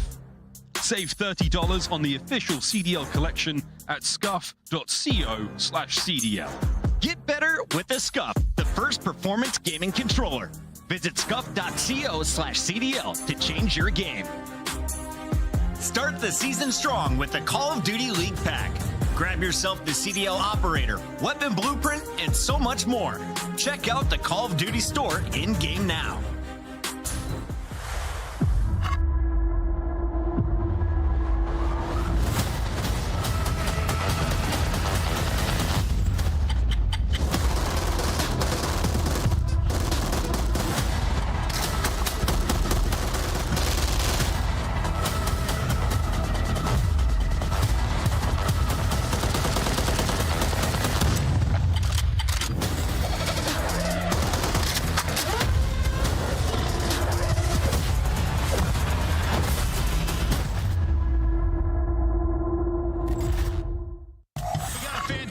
Match. I'm feeling very sexy, Joe, and ready for a fantastic match. This one went the whole way last time. I have a full matching ensemble. These are shorts. Yep. A little bit of thigh, a little bit of thigh. Yeah, you look like an absolute moron. Thank you, Joe. Why we love you. Honestly, it looks like the remake of Malibu's Most Wanted is about to come out, honestly. Yeah, no, that's basically what it looks like. Craziest play I have ever seen in my entire life. I don't know if anything will ever stack up to this play. I mean, I can't believe he had time to reload for the first one. I mean, part of that at all. And the fact that Priesta accidentally mantles the Godheady. To make the play, it's been all about him all tournament long. It can come down to a 1v1.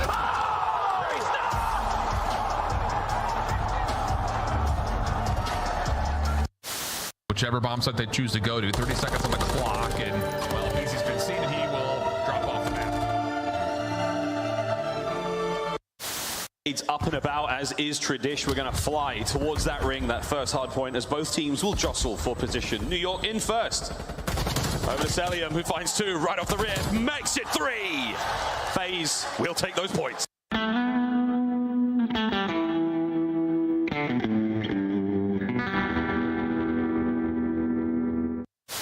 Hydra straight back on it. He's got time to get it done. No one there to watch him. Will it go through? Formal! Oh, he kills him! Oh my God! No! Subliner's got the win. He got the defuse. The kill did not come in time. No! You have the streaks. You have the bomb planted. You have every advantage in the world. But the defuse came through. He got it. He stops the clock. You have to do a Celium on the top side of the flat. Does indeed. That's good. Oh, the snap! Max stays alive. Another for Mac. That's unreal. 23 seconds. Pause. unless Priesta can come up with something magical, something historical. New players falling. Priesta ends up getting traded out, but Standy's still here. No respawns right now for Rocker, but hey, we've got to put ourselves on pause. 1.5 seconds on the clock. Atlanta FaZe, they've got to push their way in. They've got to dig their way through. Nades, tacticals, utility tossed out. But take a look at this. Take a look at right now from Minnesota, and they do not push onto the. Get to the window, and Shotzzy just lying in wait. He's waiting for the call from his teammates. The moment of pounce, he's trying to bait these guys out, and the bait indeed. You got the two players on the flank coming through. They've got the spawns. Now the pressure's on Cammy. Oh. Looking for the second, looking for the third. He takes them down. Oh, Cammy! Standy will get free info here onto Assault. Quickly finds the kill. Whoa! He's going for the assassination. Didn't hold the button down long enough. And Assault says not so fast. Let me tell you right now, these guys play every day. You should know you cannot assassinate someone when they are a little bit taller than you on the map. And unfortunately, the 1v doesn't work, but we know them hands from Assault. They are definitely warm. 2 punches right to the chest to take down Standy.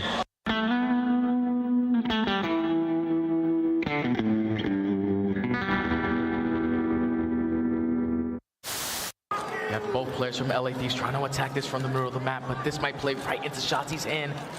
So they're going to get completely caught off guard, and the bomb is going to be able to go down at B. LA Thieves, you see how quick they do realize this. Dashy just fell off the map.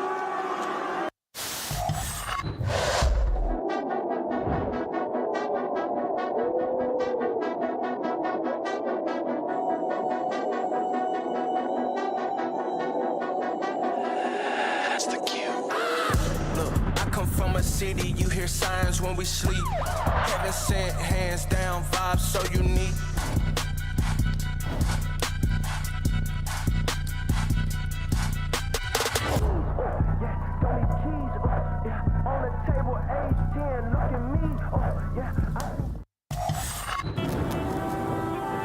I love when the good news coming in on a day-to-day. Already know what's happening, I don't gotta shake the hay. Big moves, big stepper in the right direction. The trip continues, every double use a psychedelic. I think they gon' need a minute. Look, I'm interested in making as opposed to making friends. Double bags, I've been paranoid, having a safe so take a check. Finishing this drink should only take a sec. But Mark just cut me off, he told me that I go on stage and tan. Walk out to my own shit on the main event. Givenchy, my cologne after the show, she told me that shit was a favorite sense. Sprint advantage spacious, we could take it frames. What happened next, you could take a guess. Toronto Ultra have just put the entire league on watch. Here comes Shotzzy, 10 in a row, looking for the 11th! Damn! Magnificent work out of Toronto Ultra. 8 seconds, maybe a flood in the and Optic make it look easy. Oh, that's the round! You may never see one like it.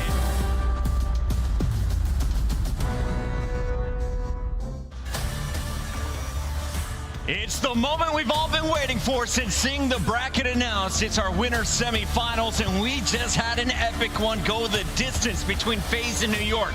Now, a second helping of Game 5s could be on the way. Optic Texas taking on Toronto Ultra. Welcome in, everybody. Chris Bucket, Alley Cat, and Nameless. And with the players ready, we're going to skip the pre-show and go straight to maps and modes. Alley Cat, let's get into these and talk about what happened, because we saw this match just 2 weeks ago, and it went to a Game 5. Yeah, it wasn't great. The Search and Destroys were heavily in favor of Optic Texas. We're talking about a 6-0 Karachi and a 6-1 Terminal, which we won't see either of those maps until the very end of this series in that Karachi end. Yeah, I mean, for Toronto Ultra, they've just been getting exposed in their Search and Destroy map pool. You see here, if we do go to 5, it's Karachi, S&D, Optics Playground, more specifically, Shotzi's Playground. And he's the guy who fried them the last time they played. We're talking 3.2 in the control. So, Toronto Ultra, try not to get Neslo. Allie, 2 questions. Yes. Who is the best player right now on Optic Texas? Ooh, best player on Optic Texas right now, Shotzzy. You gotta say Shotzzy. And who is the best player on Toronto Ultra right now? Scrap. He's been so consistent, you gotta go with Scrap.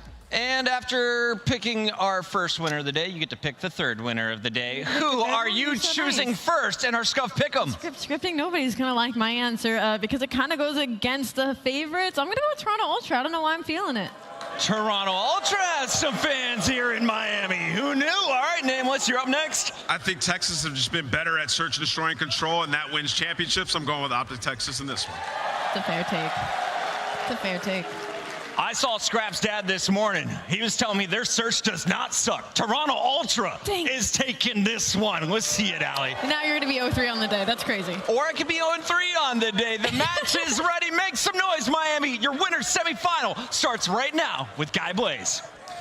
Yeah, Miami, it's time for another semifinal. And man, this stage has been electric. These next two teams are looking to play phase in the winners finals. But get ready, Miami. Looking to do it brick by brick. Here comes Optic Texas. Give it up for Kenny, Shotzi, Pred, and Dashy. Green Wall unite, because Optic Texas is ready. Optic Texas has formed a super team coming into this year, bringing in some reinforcements, and they have fixed their search and destroy throughout this stage. They have fixed their control. They're looking extremely strong, and they went undefeated online. Time to go through the Major 1 champs. They got a tough opponent. Let's bring them out, Guy. The boys from the South are already on the stage, but now it's time to bring out those boys from the North. Get loud for the Major 1 champions, the Toronto Ultra. We got Scrap, Envoy, Insight, and Kleenex. Toronto Ultra ready to go back to back. Our Major 1 champions taking the stage. A lot of us forget Envoy on that side of the stage used to be a part of the Optic camp a long, long time ago, and he specifically likes to turn up when it comes to this matchup. We're talking about our Major 1 champions who didn't have the best split, sitting at the end of the top 4 bench, now looking to get through the undefeated team that handed them a horrible loss right before we went to Miami. It's time for the third match of the day. Let's get it started. I'm ready to get this one started, Allie, and all day we've had great matches, and I think it's because of the crowd. Miami, you ready for another one? Merc, Maven, let's get wild. Oh, thank you very much, Blaze. Can you do Joe? Yeah. I'm ready. I'm all sexy and bald. That's that was as good as it's gonna get. This is gonna be a great series. An absolute treat we've had so far. Non-stop great games, and this one's bound to be a delight as well. The chance of USA in the background already. I wonder how that's going to affect the cool boys from up north. I think the cool boys up north are going to be just fine. Speaking of trying to pretend to be Maven and Merc, they blast their own headsets. It has been a beautiful day at Call of Duty, though, I got to say, right? Like in the wise words of one of the great philosophers, Mick Jagger, he said you can't always get what you want. Today, you absolutely can. We have 2 bloodbath Game 5s. It has been ridiculous gameplay, and now we get Toronto versus Optic, a rematch from the qualifiers on the main stage. It does not get better than this. Well, we'll work our way through the players and make sure we give you all as much information as we can before the fun starts. We'll start with Shotzi. I'm not sure if you've heard of this player, but Shotzi is that guy. He has been an absolute unit, and if you are what you say you are, he's a superstar. Yeah, there is absolutely no question or doubt about it. He has been absolutely legendary. He talked about it in an interview quite some time ago. There was an adjustment period he had to make playing with a guy like Pred. It's a switch up in play style compared to what he got used to last year. Now that he's adjusted, he has literally been popping off every single series, every single map in game mode, an absolute menace. High IQ plays, trigger discipline, anything you could possibly ask of this young man, he has delivered and then some. The player to watch in this match from Optic, without question. We'll keep a keen eye on him. The first matchup we saw them play as well, very similar stuff. Expected flashy play style. A lot of the times we end up saying things like, he's going to put them on TikTok. Well, for now, he can still put them on TikTok, but that's what he's been doing. His absolute standout plays, an electrifying player to watch. Other side of the board, though, Chance, Toronto Ultra, more of a team than a group of individuals, but that doesn't make them any less dangerous. And because of how good of a team they were at Major 1, they've sort of been playing around with their map pool in the Stage 2 qualifiers. When they matched up against Optic, they virtually gave them their best maps, and well, they got 2 1-3-5. Now they come out in the pick and bands and they make the adjustments. They wanted to try terminal. They got 6-1 bopped. Well, they get rid of it. So a new search and destroy map is going to come into effect, and that's the map 2 invasion. That being said, Optic making some adjustments as well. They struggled in the hard points, but I think what's funny for this team is they bowed down to Toronto's Rio prowess. You think Shotzzy and Preds are gods on that map? They didn't want to deal with Scrap as that third SMG, so they actually banned Rio, and well, that is going to give us a Karachi for the map 1. So I think Ultra very happy for the maps that we have in this series. See if it plays out. We've got our maps and modes, already discussed those, and I would love to get into the game. There's been a tiny audio issue which we're dealing with on stage right now. Prior to that, let's go into the Monster Energy pre-game. This is for Optic Texas Chance. Breaking made easy. What does this mean? The third break percentage. For the folks at home, what is a break? Well, a break is when you don't rotate to the hard point, but you're ended up getting through and collecting the time. But it's not just the fact that they have one of the higher break percentages, it's that they're the best at getting points after the fact. So there's a couple teams, they make a break, you only get 5 or 6 seconds. Optic actually capitalize and turn bad rotations into fantastic time. So this is a team that even when things have been a little bit rough or tough for them, they can absolutely thrive. And of course, Control, they have become madmen in this game mode. So they're going to be a threat. Got to be on the lookout for them. And I know we talked about that map 1, Karachi. It's a low map record here from Optic. It's rare that they play it, but the last time they do, a 100-point club Boston. So make no mistake, they're excited to see this for the map number 1. Yeah, match record does not translate into their actual, awareness or ability on the map. The Monster Energy pregame there for Toronto Ultra, consistency being the key. 10-2 in hardpoint. Look for the 1 and the 4 in the series to be exceptionally strong for them. Top 5 in both breaking and holding in stage 2 so far. So this is giving me an absolute treat. Here we go, map number 1.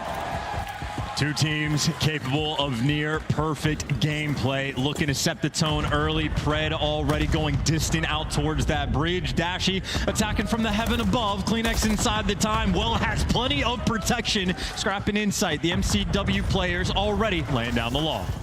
Last time these two teams matched up, it was very different, but nonetheless a good series. Here we go. 30 seconds remaining on P1. We're going to look towards the top left-hand side of the mini-map in a moment. And until then, we're going to watch Shotzzy dance his way around. All Optic in the kill feed. Very, very green so far. A little bit of back and forth, but right now, full control of the map. And you had a rare movement mistake there out of Shotzzy, but it doesn't make any bit of difference. You still break through and get that time and force Ultra to have those deep distance spawns. So on that rotation towards P2, Optic right now nice and secure, but Insight able to pick up a couple. And that just means on the front lines, Toronto Ultra might have the opportunity to attack and jump all over these Optic players, but Pred and Shotzzy roaming together, collecting the kills. Shotzzy, a roundabout attack here. Oof, but it works out. Inside brought down, a little bit of damage dealt. New hard points up. It's all green for now. The members of Ultra are going to have to make their way through the middle of the map. They've got spawns on the left-hand side, so it's an easy funnel right now for the boys of Optic Texas. That's good comms, too. Dashy knows that that player's weak. Go for the easy chow. Check back alley. Easy reads, but that dumpster going to be open. Kleenex has found his way through, but the trades are there, and from Optic, these are the spawns that you want to give these Ultra players. Now you can rotate and collect this whole time. Wall bangs, though, on point, so Ultra happy to get these final 30 seconds. Looks like Shotzzy, though, wants to be annoying. He knows that these players on Ultra are going to have the back spawn, so he's being aggressive. Him and Pred want to get them out of this scrap. Final 12 seconds, Pred is hunting for it, and again, this is just to keep those Toronto players at bay. Keeping them at bay, keeping scrap green. That's going to be nice. A couple of seconds going the way of Optic Texas consolation prizes for the battle fought there at the cafe. Far side of the map now, we're going to an even smaller position to hold. And so far, the boys of Optic are in. That's the green arrows on the mini-map. The purple, though, has quickly made their way forward, and that's going to be another break. Envoy, the route man in that moment, goes on the D flank, picks up Bruce, and then jumps over top, and, well, almost single-handedly does it himself. He's got Scrap into the mix, and, well, now you got Kleenex on the wing. Good damage done, but now the pinch on the time. Scrap 2 directions to look, and, well, the question is, can he guess right? Well, he heard Dashy coming. Doesn't make the fight easier. The hold from Optic is in. Oh, not only the hold, but cutting off the reinforcements, the lifeline that Ultra had towards this point. Snuffed out. Defeated. Kenny finds another. Middle of the map is only position now where Ultra are coming from, and they are taking tags left, right, and center. No one's getting to that hard point without taking a bullet. bullet. Yeah, Toronto uncomfortable even off spawn. You got a guy like Pred shooting you in the back, and this isn't really fight for the scrap time from Envoy. He wants to control the power positions as we go towards new. He'll take the extra few seconds, but you're looking for the top third to control, and well, CleanX just wants to get these players away from time. Clean reads and nice little wall bang technicality kill on Shotzzy. Ultra right now soaking the hill. They're playing both sides. Watch for the pinch. CleanX, a lot of work to do from the side of the map. Oh, perfect timing from Shotzzy there. The drop shot, the hop shot now from Scrap.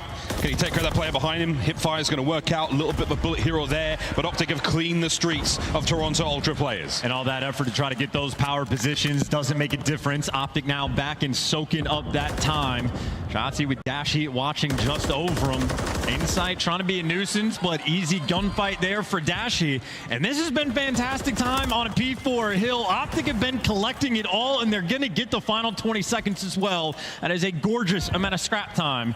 And plenty of time for a guy like Shotzzy to go for the breakdown. He's pinching right now with Pred. All the Optic players are doing now, they don't want to jump on this hill. They want Ultra to look two directions, and they're already forcing that spawn out. Here comes the fight. Pred from up high. His teammates below him. No one else from Ultra getting close. Bullying the boys in purple for the moment now. Over to the scrapyard, we now send it. Scrap the man in there. He's not going to be able to do too much without reinforcements. And here come Optic, a clinical approach. CleanX on the flank, unable to get another. He does, two for Tobias Johansson in the point. All three. What a break that was. I mean, look, you had Shotzzy and Optic doing everything right, but they were just a little bit too slow, and CleanX able to fly through and, well, jump on these kills. Shotzzy gets baited. He ended up in between two, and what could have been a wonderful moment from Optic, Ultra do the near impossible and turn that into a good junk kill. And honestly, with a hill like that, they are going to be right back in this game. So all's virtually going to be tied up as we go into the second set of rotations. Ultra are surviving in this map off of scraps now. They've got a little bit of meat on the bone. Let's see how they can flourish now with an opportunity to push back towards the middle. We're over to P1 again. First go around. Nice even scoreline. Let's see how things fare. New hardpoint open for business. Yeah, there's Scrap on a 5 as well. It took him a bit to get going, but here he is, just a kill away from the Cruise. He's got Insight looking over him, and even the help through the mid alley. Playing for the Cruise missile, it can win you a rotation. You want the Slayer in this moment to get the kill, and he delivers time and time again. That's Cruise. And that's covering fire as well. He's keeping both these players back. Dashy, though, the final bullet in to get it. Insight on the flank, picks up at least one. Able to get Kenny out of the hill, yes. Now, 30 seconds remaining on P1. There's plenty of Optic players around. That's going to keep this hard point very, very open for now. Pred stays alive for a second longer. 20 seconds remain here. And Ultra fans going to be incredibly excited to see Insight as their main Slayer. When he was popping off at Major 1, it made their games easy. Now on the rotation, it's only going to be Dashy in the back line. He gives you one, but the trades are in. The main AR on the flip side, putting in the heavy work, but Insight, no support in this moment. He's got to take things slow and let the kills come to him. And Optic, no, they're not going to push him too hard without the promise of a trade. Shotzzy says, don't worry, I'll get it done myself. Cleans house. Ultra with a slight lead. Hard point up. Envoy, though, he sneaks on through. The Dark Prince finds two. Any more to be had here? Dashy up close and personal, gets the wall bang. Insight on the trade, and it's an open hard point. And Envoy just set you up as well, just to make this time light. Now Scrap could just play for the cutoff kills. He doesn't have to overextend. Great damage being done, and now we can work with Envoy to go and try to root Shotzzy out. Well, he falls, and Green Wall, well, now they're the ones dealing with the bad spawns. This is a big moment for Ultra. Oh my god, what a gunfire that was. Top right is going towards first. Nice, that's it. I didn't get my assist here on the right. We're blocking bridge right now. We're blocking bridge right now. I don't know. Dead spawns. Yeah. Yeah, I might cruise. You can if you want. Cruising now. They're gonna go dirt on me. One's below me. Hit dirt. One man, one top. Two dirt. Running out of time. Or, yo, 1 minute, no. I'm killing mid. No, Archer's dead. Nice. One's deep like side. He's going like AC maybe. Yeah, I'm trying to buy. One element. Yo, big 40, boys, big 40. Yeah, one's mid. Low Cooper B. He already got dead. Another one low bikes. Yeah, low bikes. I got 2 seconds. Spikes, I'm naded, and one mid alley. Top three, 1 mid. Push it back low. Top three now, top three, and that's one on mid. Dive back top 8. He jumped out. Close out. Weak. Time. And yellow car. Arches? Yeah, Arches weak. I'm good, dude. Arches weak to mid. Yeah, you can't bed. You could have seen me already. Yeah, dead. I'm coming right to you. Yeah, I'm just baiting. Top bed, really. Dead top bed. Nice. One more new, probably. Or bridge. He could have spawned in bridge as well. Just check it. Doesn't spawn bridge? Two and out. Hey. I'm gonna get below you, church. You got church? High church. Three all the Top three. Yeah, Well, Scrap was right. It would have been a big 40, but Optic took it right away. Now they're getting the kills on the rotation. Shotzzy on the belly, able to pick up an extra 3. He might get traded, but Optic, the bullies, they got the power positions, and Ultra pinned in the back of their spawn. Pinned, but not in too much trouble yet. Scrap trying to help his boys out. Pred from upstairs gets himself another nearly a third. That was his 5th in a row. Beautiful work. Down to the hard point. We're going to go in a moment. Kleenex now waiting for the opportune moment to strike. Get Optic Texas off the time. Get yourself back into this hard point. Well, if you're Dashy too, you want to make sure you get these players off. He's top 3rd, but it's a lot of Ultra players to deal with. And Dashy can pick up 1, but Pred not able to help him out. But look at how annoying these Optic players are. Trying to create that space on the white time and win that rotation as well. Scrap gets taken down after he picks up 1, and you see the setup right now from Optic. They're going to be able to watch the flanks, they're going to be able to watch the front and hold down the box spawns as well. This is the hill where they can win the game. Over to the scrapyard once again, and Kenny's made himself very comfortable in this top red room. Shots in the other side of the map.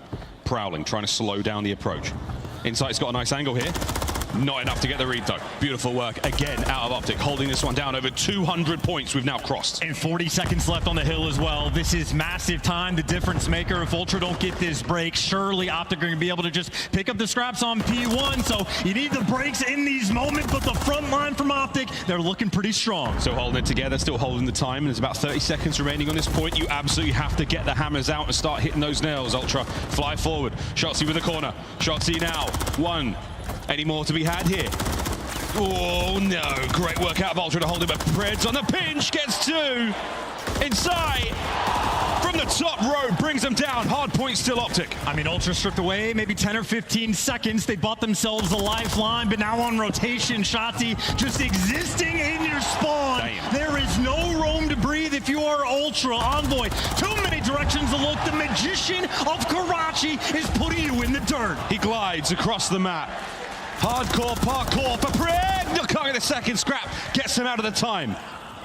A moment of reprieve now for Toronto Ultra. Can they identify the attack from Optic Texas and get themselves back into this? This hard point is not done yet. If you're Optic, you just want to break him down on this P1, but the right lane is getting covered. Now you're going to have to do it from Bridge in top 3rd. Kenny with the nice start. He's opened the lane now from Optic. Just get these players out of time. You need a few more kills, though, if you're Ultra. Optic now on the approach. Kenny and Pred find theirs. You're in the time. It's 10 for the win. Hold it now. Inside up top, getting back down. Shotzzy going hunting. He's going to give you the kill, and he is going to give Optic the game. Optic sniff out any hope of a comeback there from Toronto Ultra on the P1 to P2. They end it 250 to 217 as map 1 Karachi comes to a close. And Shotzzy truly is a player that is just built different. He can glide across the map in ways that are seemingly impossible. He messes with your timings, and he quite literally bounces around with those cutoff kills, but that is a well-orchestrated team effort there from Optic. I mean, the damage output from everybody, just about insane. Gotta imagine Dashy was soaking up that hill time as well, but that was a very strong performance through and through.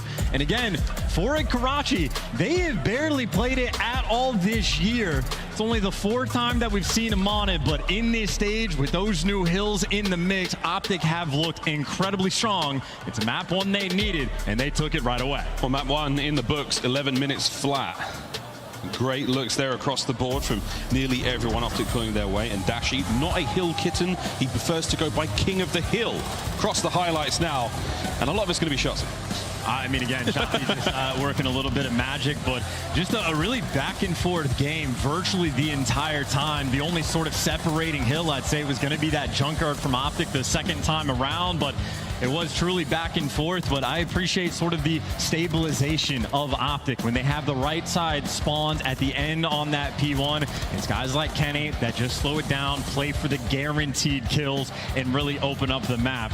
It's just a well-orchestrated, very calm team, even in the present moment. So that has been one of the biggest strengths of Toronto, keeping things calm, even under pressure. Well, Optic have shown they can do the exact same. They have been the clutch kings.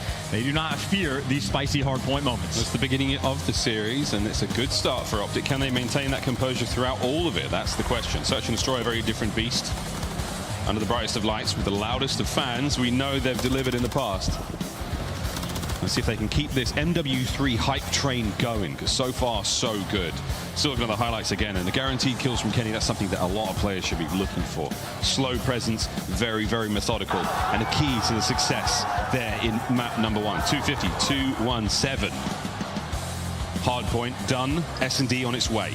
And I think for the S&D, you're going to be looking for a bounce-back performance from Envoy. Certainly a player that struggled the most there in the hard point, but looking at the game flow, it is a nail-biter game, quite literally at the end. That rotation to Junkyard where they truly took that lead, and you see the pressure that Toronto's going to take in those moments, but Shotzzy, again, credit where credit is due. I mean, he dropped a 1.0 KD, 25 and 25, but when he's playing top third and getting guys like Insight out of position with the crazy jump-ups that he's able to pull off, it really is that separation factor for Optic Texas. And again, those final 2 hills, absolute class to seal the game. Yeah, it's those kills of the players on top third, keep them safe. That gets your boys in the hill more time. Little moments like that, 1 or 2 kills gets you 10 to 15, even 20 seconds. Massive stuff. Bye-bye Karachi. We'll see you at the very end of the series, maybe. For now, a double dose of Invasion and a Skid Row chance. Oh, look at these nails. Look at him. How fun is that? Oh, that's gorgeous. I mean, you got, what, every single detail on every single nail as well. Pretty on point. No shots. He's going to be happy for it. But I think this Invasion is going to be an interesting one to watch, because I know these players, or at least the coaching staff, going to be watching the series on the main stage. Hydra showing off new wallbang spots on Invasion might be the type of thing these players have to be consistent about and evolve their strats in the middle of the tournament. Listen to you on its way. Quick look at the metrics here from stage 2, and wow, what do you know? 8 and 4 there for Optic. A very solid record. Even Stevens, though, for Toronto Ultra, 5 and 5. Chance, anything that really sticks out there? Well, look, it was a Neslo series from Optic when they played Toronto. They absolutely destroyed them in the search and destroy. So their record is fantastic, and that just means they're going to be going into map 2 with an incredible amount of confidence. So that is sort of what the qualifiers set up, those expectations for the team. Now, don't get me wrong, I think we're expecting Toronto's S&D to be a lot better on land compared to online. So I don't trust that 5 and 5 record for them, but it is going to be a fun square-up battle to see how these players adjust. Again, for me, at least on the side of Ultra, Envoy is the player I'm going to pay extra bit of attention to. Struggled in map number 1, but man, as a world champion, you know he can bounce back and adjust. Bounce back potential on. Here we go. Invasion S&D. Who knows if it's as spicy as the New York FaZe series we just watched. My good God, what a day of COD it's been. Far from over. CleanX checks the room he's in, finds himself. No trophies just yet. Handful of tax and nades being expended by both teams. Ultra not yet making the move, but they're clearly grouped up and go towards B. Shotzzy nice and aggressive. Envoy, well, half HP. Gets out with his life, and well, now the cross commences, but Scrap is by himself, so Kenny might be getting the call. He can move if he wants, and you see the kill box is being set up. Optic, massive advantage now win this round. Kill box set up, didn't come from IKEA. It's made of very sturdy stuff. 40 odd seconds remaining here as Envoy and CleanX now scrambling to try to find a bomb site that might be welcoming of that plant. Pred says absolutely not, pushes CleanX back. There's a battle on the B Street about to take place as well. Optic Texas, a very strong advantage for now, but slowly full in. They close the round out. Suffocating in that round as well. No open avenues of attack there for Toronto. Shotzzy has him on the cross, and easy execution after the fact. Actually able to throw up 2 just in round number 1, and this is no time wasted. In the online qualifying stage for S&D, it was a 12-1 round count in favor of Optic. They have had their number, and they don't waste any time in that first round. Round 2 ringing. Who will answer? 2 in the first there for Dashy. We'll keep an eye on these sprees for the Optic boys. Ultra. Oh! It's Kenneth Williams from downtown. If you don't get enough kills in round 1, you're not going to have trophies for round 2. And Optic, well, the call was easy for Kenny. A 4v2 and making it Scrap by himself. This is utter dominance. Get him out of here. In these first 2 rounds, Optic Texas can do no wrong. That is a very strong round. You keep that going. Does Optic wipe him out? That puts the trophy question still in play. I mean, they weren't alive for long enough. Yeah, maybe not. Hopefully by this time around they'll have one. If not, Ultra going to have to play slow off the rip again. But I think that's Kenny being like, look, they don't have trophies, bet. Throw some nades over. We'll get those kills. And they might have just been expecting one. The two, just the sprinkles on top. Now from Ultra, they got to dig deep because at some point, well, it really starts to sit in the back of your mind. Optic might just have their number. Yeah, if Ultra have no trophies, they're going to play a little slow. They can concede a lot of the map. Optic are going to be able to move nearly freely. If they can identify the attack angle, it's going to get ugly very, very quickly. But Shotzzy stunned. No problem. First blood.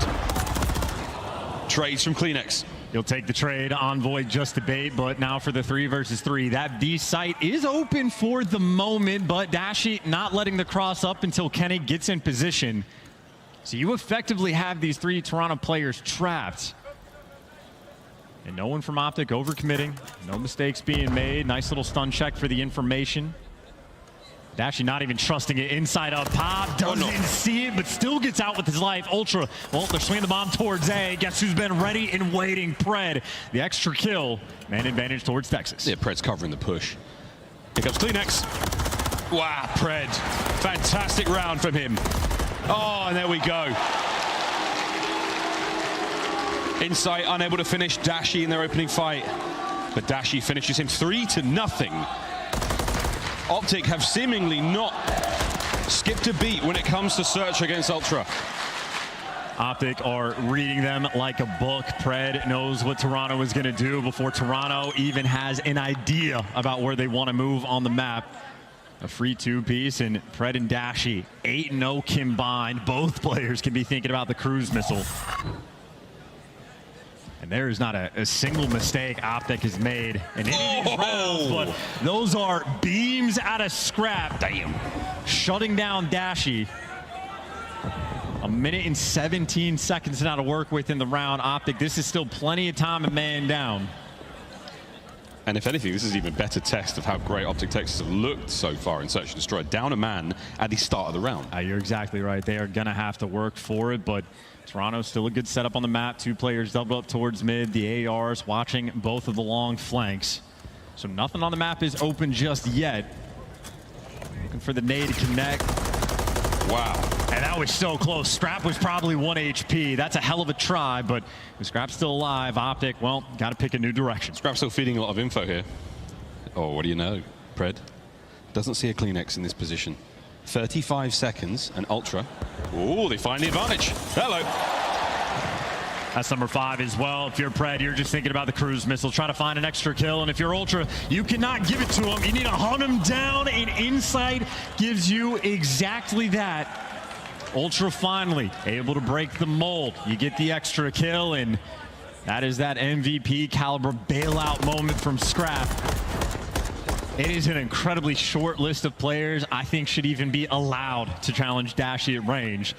Well, Scrap is on the short list, and a first blood like that. A nice momentum shift moment from Ultra, but still, they are down 3-1. They got a long way to go. It only takes one to get the ball rolling. Here we go. Attacking round for Toronto Ultra. There's trophies in those boys' back pockets this time round. CleanX and Envoy up the left flank. The right-hand side of the map, mostly Scrap and Inside, but for now, Shotzzy has well and truly crossed the 50-yard line, and he might be behind them soon. I mean, this might just be the play. Shotzzy already here, making the noise. There's the first blood, and like Houdini, he is gone. As the information on Inside as well, top blue, but Shotzzy and Kenny working together, and well, there's the setup for the kill. Shotzzy the bait, Kenny the hammer to Shotzi's nail, and well, a 3v2, and still a nice little hold on the map. Looks like Ultra might try to be dealing with Shotzzy once again, but they just don't have a clue where he is. The guessing game begins. Scrap pumps the brakes, hoping for an opportune moment to catch him moving. Pred lying in wait. If that bomb gets planted, which it is about to be, this is going to be a problem. Can he get away? How fast is Pred? How fast is Envoy? Oh, he just picked the wrong way to go. Scrap, though, manages to pick up Shotzzy. 2v1. Down to Scrap. Now against Pred and Dashy. The bomb planted, and Pred makes short work of Scrap with the bomb defusing. The round count will be 4-1. I mean, Pred just has such a way with simplifying the game. Everything is easy for him. The reads are always clean. You see the plant spot from Envoy. It's exactly for that chow from B, Dom, or the tank for Scrap. And, well, Pred says, I know where you are. I know where you're coming from. This is just easy reads.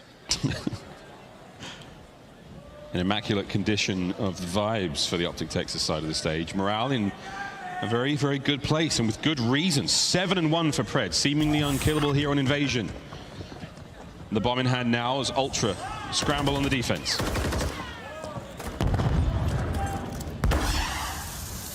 Smoke hit. Envoy able to make some moves now. Slow and steady on the approach to the insider shot.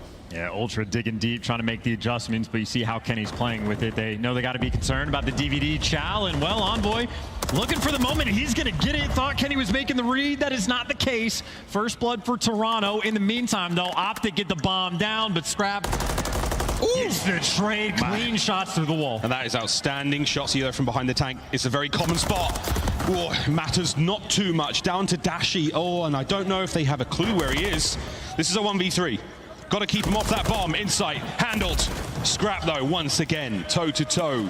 Two outstanding ARs, and this time the defuse goes the way of Toronto. Yeah, Scrap on point with that X-ray vision. If that player gets away, it becomes a much mixier round. But if you don't miss a bullet in COD, well, that obviously goes such a long way. I'm a bit surprised Optic don't make that aggressive read from Envoy, but it's a rarity for players to make those aggressive plays on the defensive end. But here's a look at these electric shots. Doesn't miss a bullet, tracking completely on point. He's doing that without auto aim, so you folks at home, not a super easy thing to aim do assist, whatsoever. Aim assist, all right, whatever you call it. Scrap is automatic, to be fair. Great shots. Scrap's 5th kill of the game so far. Still 4-2, his first to 6 here in S&D. A long way to go for Ultra. Pred's picked a new spot as well. Pred mixing up his position every single defensive round, and, well, the door's getting kicked open. He gets out of dodge. He's getting hunted down, but the moves are fast enough. Pred gets some damage out, slows down the push there of Ultra. In the meantime, though, Shotzi's also been very aggressive on the map. Says anything Envoy can do, I can do better. Shotzi just patiently waiting. Less than a minute to play here for Ultra to get the bomb down. Scrap, oh dear. You're in trouble now, son. That's the first blood in and out. Now they can work Insight together again. Shotzi and Kenny, that duo on this side of the map. Insight might have a freebie if they don't read the position, but I think based on where Kenny's looking, they have an idea, and now you just go back to Shotzi as the round falls into his lap. Last man standing is Insight, and, well, Kenny had him trapped the entire time. He is the clutch king in MW3, but in a situation like this, not a whole lot you can do. You need a little bit of magic. A map like this as well, those tank positions. Here you go, Optic Texas, map point. Another absolutely blistering round from the boys in green. And I love that from Shotzi too. Sees how Envoy won him the last round and says, I like that strat, I'll give that a shot, and, well, delivers for the extra kills. Optic still playing near perfectly in Search and Destroy. Pred right now 9-2. He's been mixing it up and lighting up the kill feed. Across the board right now, Optic remain completely on point. Potentially the final round for Optic Texas. Toronto Ultra still a little slow to the trigger on Invasion. Nades out. The stun's going to help just enough, but Shotzi certainly feeling himself as he now makes his way forward, and he is way pushed up. And this is a unique looking minimap right now on the defensive end. Ultra nearly have everybody stacked up to be ready for the B pressure.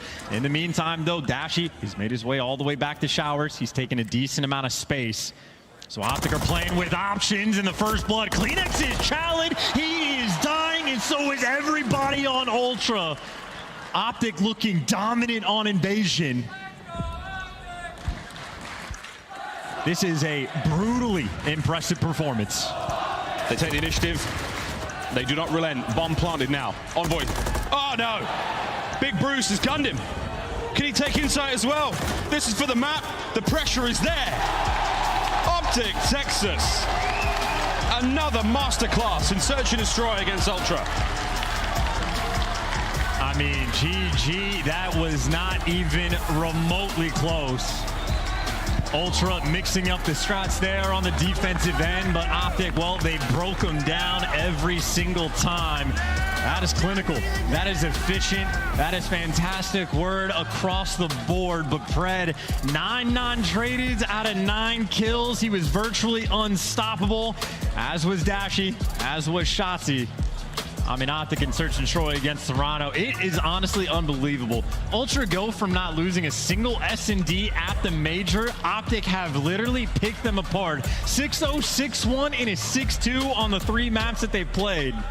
They've been paying attention. They've been putting the work in, and, well, all for a good situation. 2-0 up in the series, and a control away from a hot 3-0. And frankly, the control, man, it might be Optic's best game mode. It might be their best game mode. So, this could be a 3-0. Ultra, one of the greatest teams we have seen in the league, now on life support here in the series. Invasion up tall for the boys of Ultra. We'll see if they can make it happen, but in the meantime, an absolute slaughter in the Search and Destroy once again. Optic Texas looking seemingly indomitable in the mode. We'll see how things go in the control after this very quick commercial break. Don't go too far, friends. This is going to be an absolute treat. Will it be a 3-0, or is it the beginning of the Toronto Ultra comeback? Don't go too far. This is the CDL.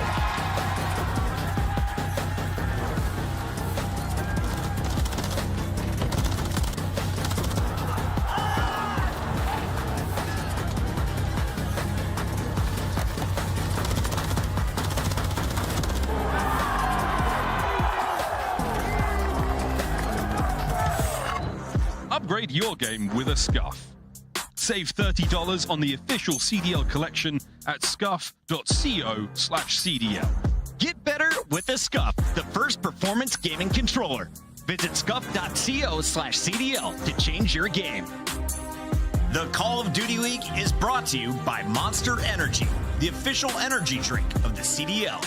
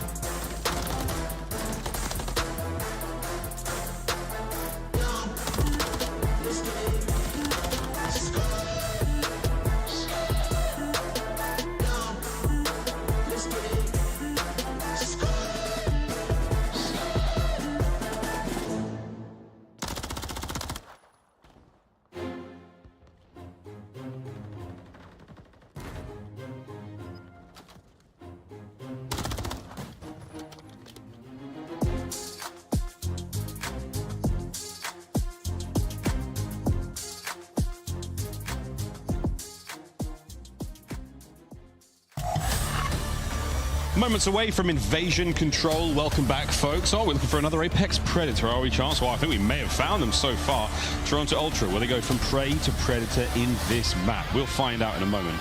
Sticking on Invasion, playing Control. There is absolutely no question that Pred can take down that beast, just as he is taking down Toronto Ultra, who I gotta say, it does not look like they are playing their game at all, and that's because Optic is suffocating and not letting them in the slightest. Now we go over towards Control, and it is the attacking rounds where Optic have been completely on point. They have a positive KD, and this includes maps like Invasion, where they will absolutely run it down. So Ultra, they're on the back foot. There is no opportunity to breathe, because on Invasion, well, Optic, last time they played it, they hit them with the hot 3-0, just as they have set themselves up in this series to do.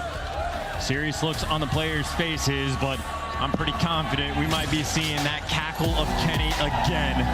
The joyous player getting ready for some Control. Here we go. Map 3. It has been a delightful day of Call of Duty so far. Game 5s for the first 2 series of the day. This one, though, shaping up to be something very interesting indeed. The monocles are at the ready, folks. Let's wrap our tentacles around this game of Control.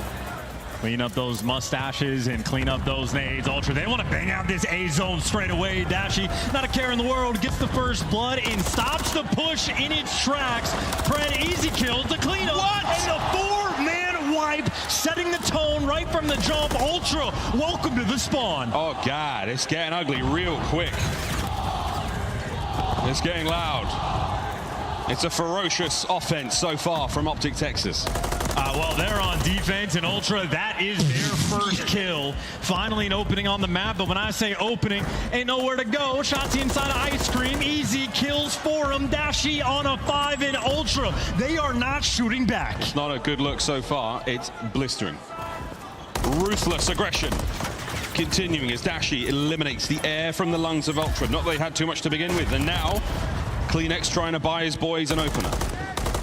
Kenny takes on Scrap in the middle of the map. Less than 30 seconds to go in this round. Are we about to set another record today? I mean, this is an absolute dagger. No one has even come close to even touching a zone inside a nice win. And maybe the opening over towards B. Ultra desperate just to stop the clock. And well, Pred, he's on a 4 spree. He's thinking about a cruise. He's let 2 players pass, but if they touch this zone, might be free kills for him to shoot in the back, or maybe great vision from Envoy. They have stopped the clock for 3 seconds left. Oh, dear.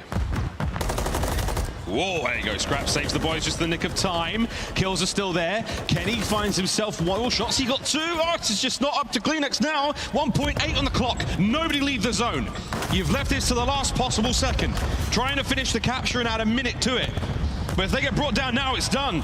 You can thank Kenny for that one, boys. And that should be that. Whoa, my God, they got it.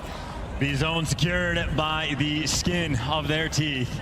1.2 seconds. Oh, so close, and the ghosty predecessor on Optic Texas. Well, Shotzzy having flashbacks, but now you got to gear up and continue this round. Ultra, 12 lives to work with, and well, that falls an extra down to 11. Nice shot from Envoy, and that's 3 in the feed. Your moment to jump to the A zone. It's going to be Scrap leading the charge, getting tagged up on the cross, but he's made it to his new home. He's made it in, and you have turned one of the ugliest rounds of Control into one that is actually winnable. Insight finds his.